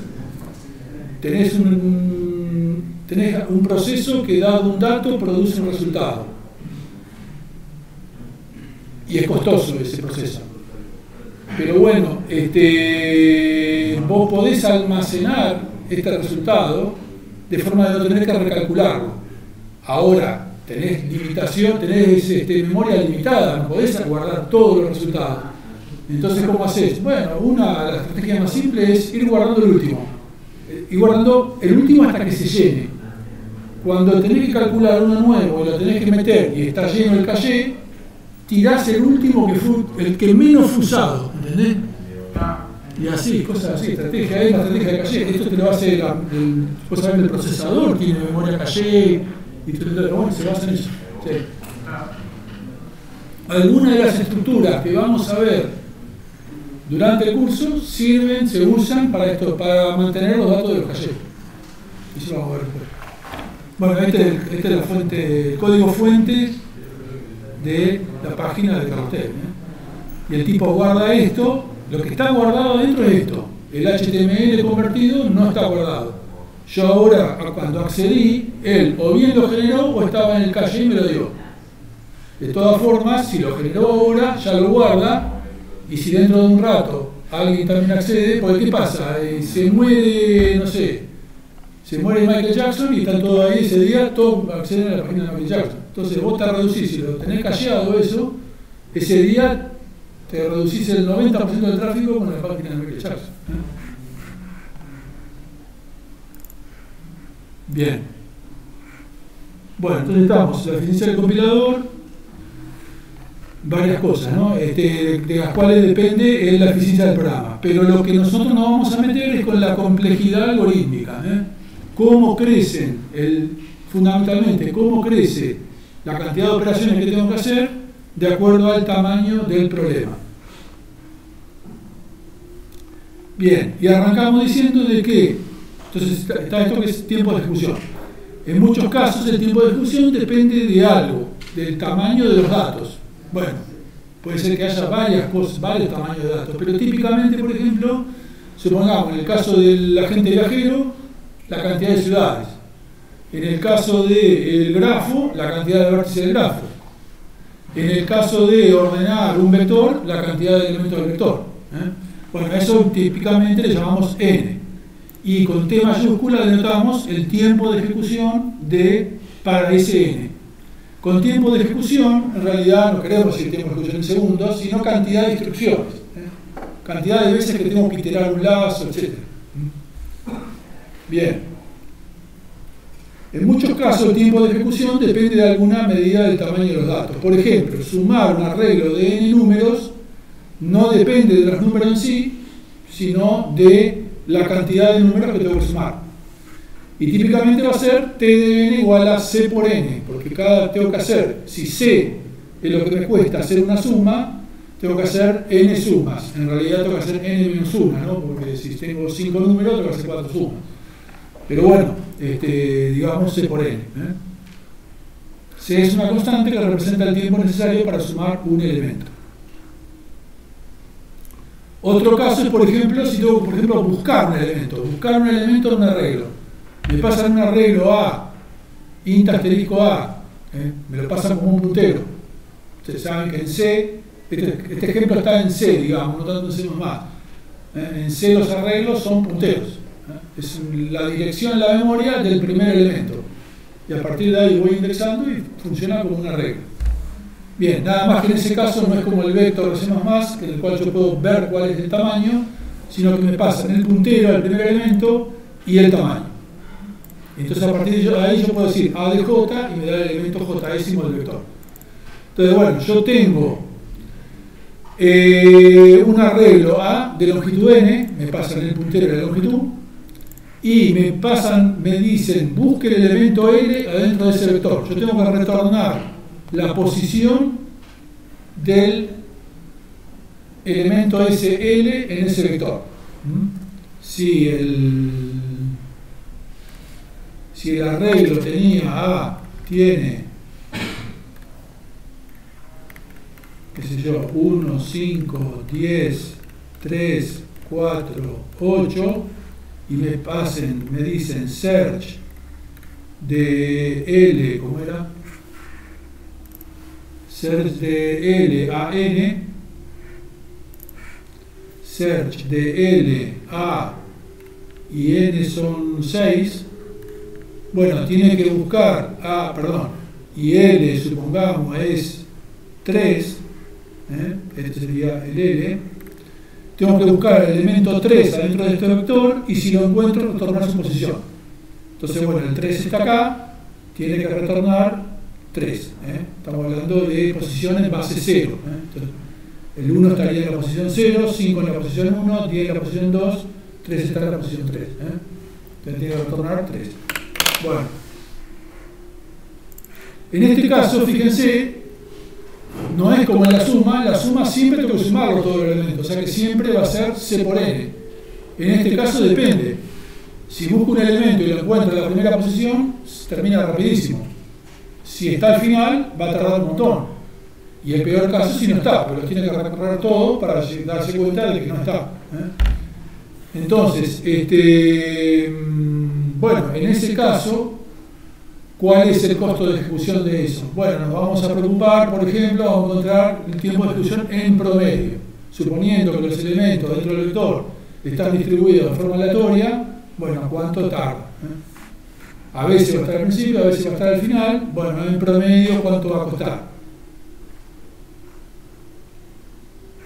Bueno, el tiempo de ejecución en ese caso va a ser proporcional a la posición donde encuentra el elemento. Si lo encuentro en la primera posición, hago una sola búsqueda. Si era del final, tengo que hacer n búsqueda. N es la longitud, n chequeo, digamos, ¿no? N es la longitud del vector. Entonces, el tiempo, a veces vamos a decir, el tiempo es C por J. El peor caso es cuando está al final, en cuyo caso es C por N. El mejor es cuando está al principio. Y en promedio, bueno, podemos hacer la estadística, hay que hacer un poco de análisis estadístico, pero si la distribución es aleatoria, es como que en promedio equivale a que el elemento esté en el medio. Entonces el costo va a ser C por N sobre 2, N es la longitud. Pero bueno, lo que les quiero decir de esto es de que muchas veces, cuando busquemos el tiempo de ejecución de un dado algoritmo o programa, eso lo vamos a decir, bueno, en el mejor caso es tanto, en el peor caso es tanto, y en el caso promedio es tanto. Vamos a tirar esas estimaciones. Bueno, y acá vamos a introducir la notación asintótica. La notación asintótica es esta orden de. A veces tal vez, puede ser que lo hayan visto en matemática, ¿no? Nunca lo vieron en matemática, orden de. Algo así, por lo menos, no sé si concretamente, matemáticamente, con definiciones y todo, pero tal vez lo han visto, o tienen una idea de lo que es. Acá lo vamos a ver con un cierto rigor, tampoco no vamos a hacer demasiada matemática, pero bueno, vamos a ver un poquito. Bien, entonces, ¿cómo definimos? Decimos que T de n es orden de n cuadrado,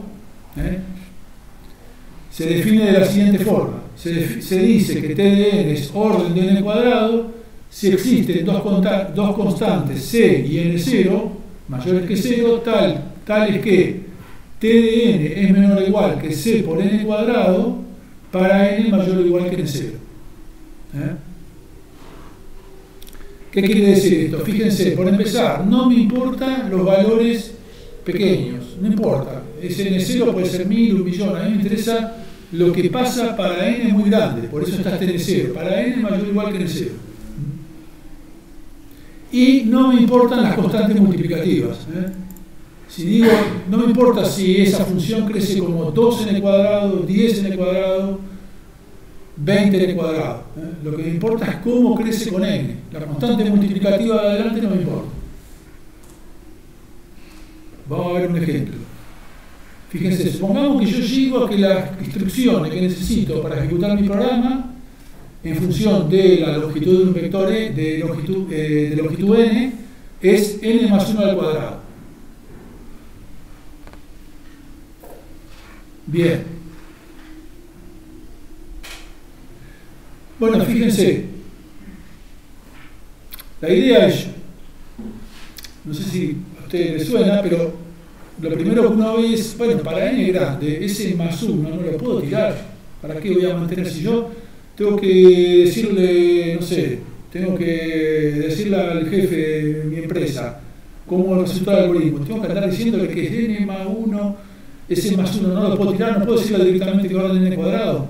Bueno, la pregunta es entonces, usando notación asintótica, si podemos demostrar que T de n, que es esto, n más 1 al cuadrado, es orden de n cuadrado.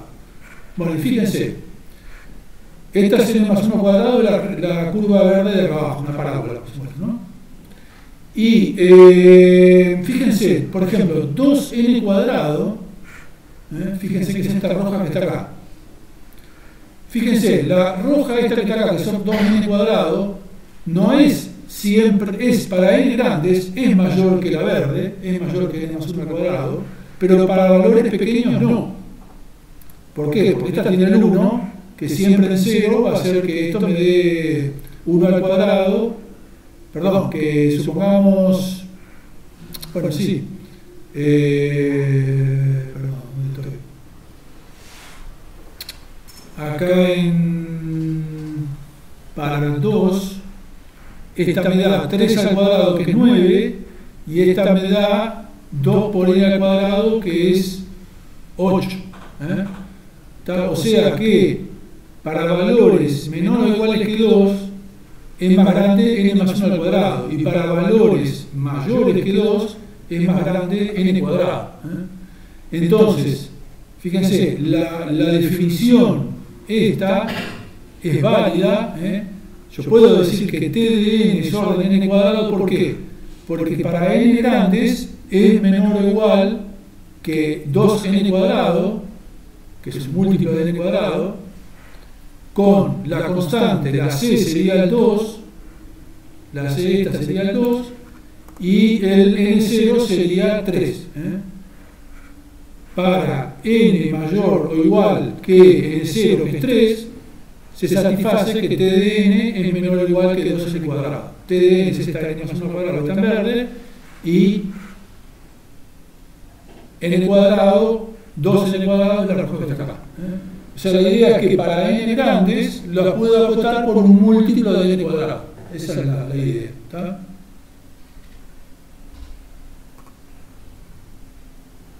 Bien, acá lo vemos gráficamente. Uno podría preguntarse, bueno, ¿esto será siempre así? Si esto yo lo grafico en algún momento, ¿no podrá ser que se inviertan y la roja pase por abajo de la verde? No, bueno, se puede demostrar matemáticamente, ¿no? Completando cuadrados, es fácil demostrar matemáticamente que para n mayor o igual que 3, para n mayor o igual que 3, se puede llegar a que 2n cuadrado es mayor o igual que n más 1 cuadrado. O sea que efectivamente 2n cuadrado está por arriba de mi función. Bueno, entonces, esa es la idea. Yo puedo acotar la velocidad de crecimiento de mi función, mi función, que es n más 1 cuadrado, por un múltiplo de una función bien conocida, bien definida, n cuadrado, logaritmo de n a la n. Bueno, lo vamos a ver en una serie de ejemplos, ¿no? Exponenciales, factoriales, etc. Son las que típicamente salen cuando uno estudia velocidad de crecimiento. Bueno, por empezar, generalizamos. La notación orden D puede generalizarse con otras funciones. Yo recién le digo la definición y todo para orden n cuadrado. Bueno, se puede aplicar para orden n cubo, cualquier potencia de n, exponenciales, 2 a la n, logaritmos, orden logaritmo de n, siempre se puede aplicar. Y básicamente, ¿qué dice? Bueno, en general, decimos que t de n es orden de otra función f de n, si existe constante c y n0, tal que t de n es menor o igual que un múltiplo de la f de n para n mayor o igual que n0. A esta f de n se le llama la tasa de crecimiento. Bueno, y paramos acá.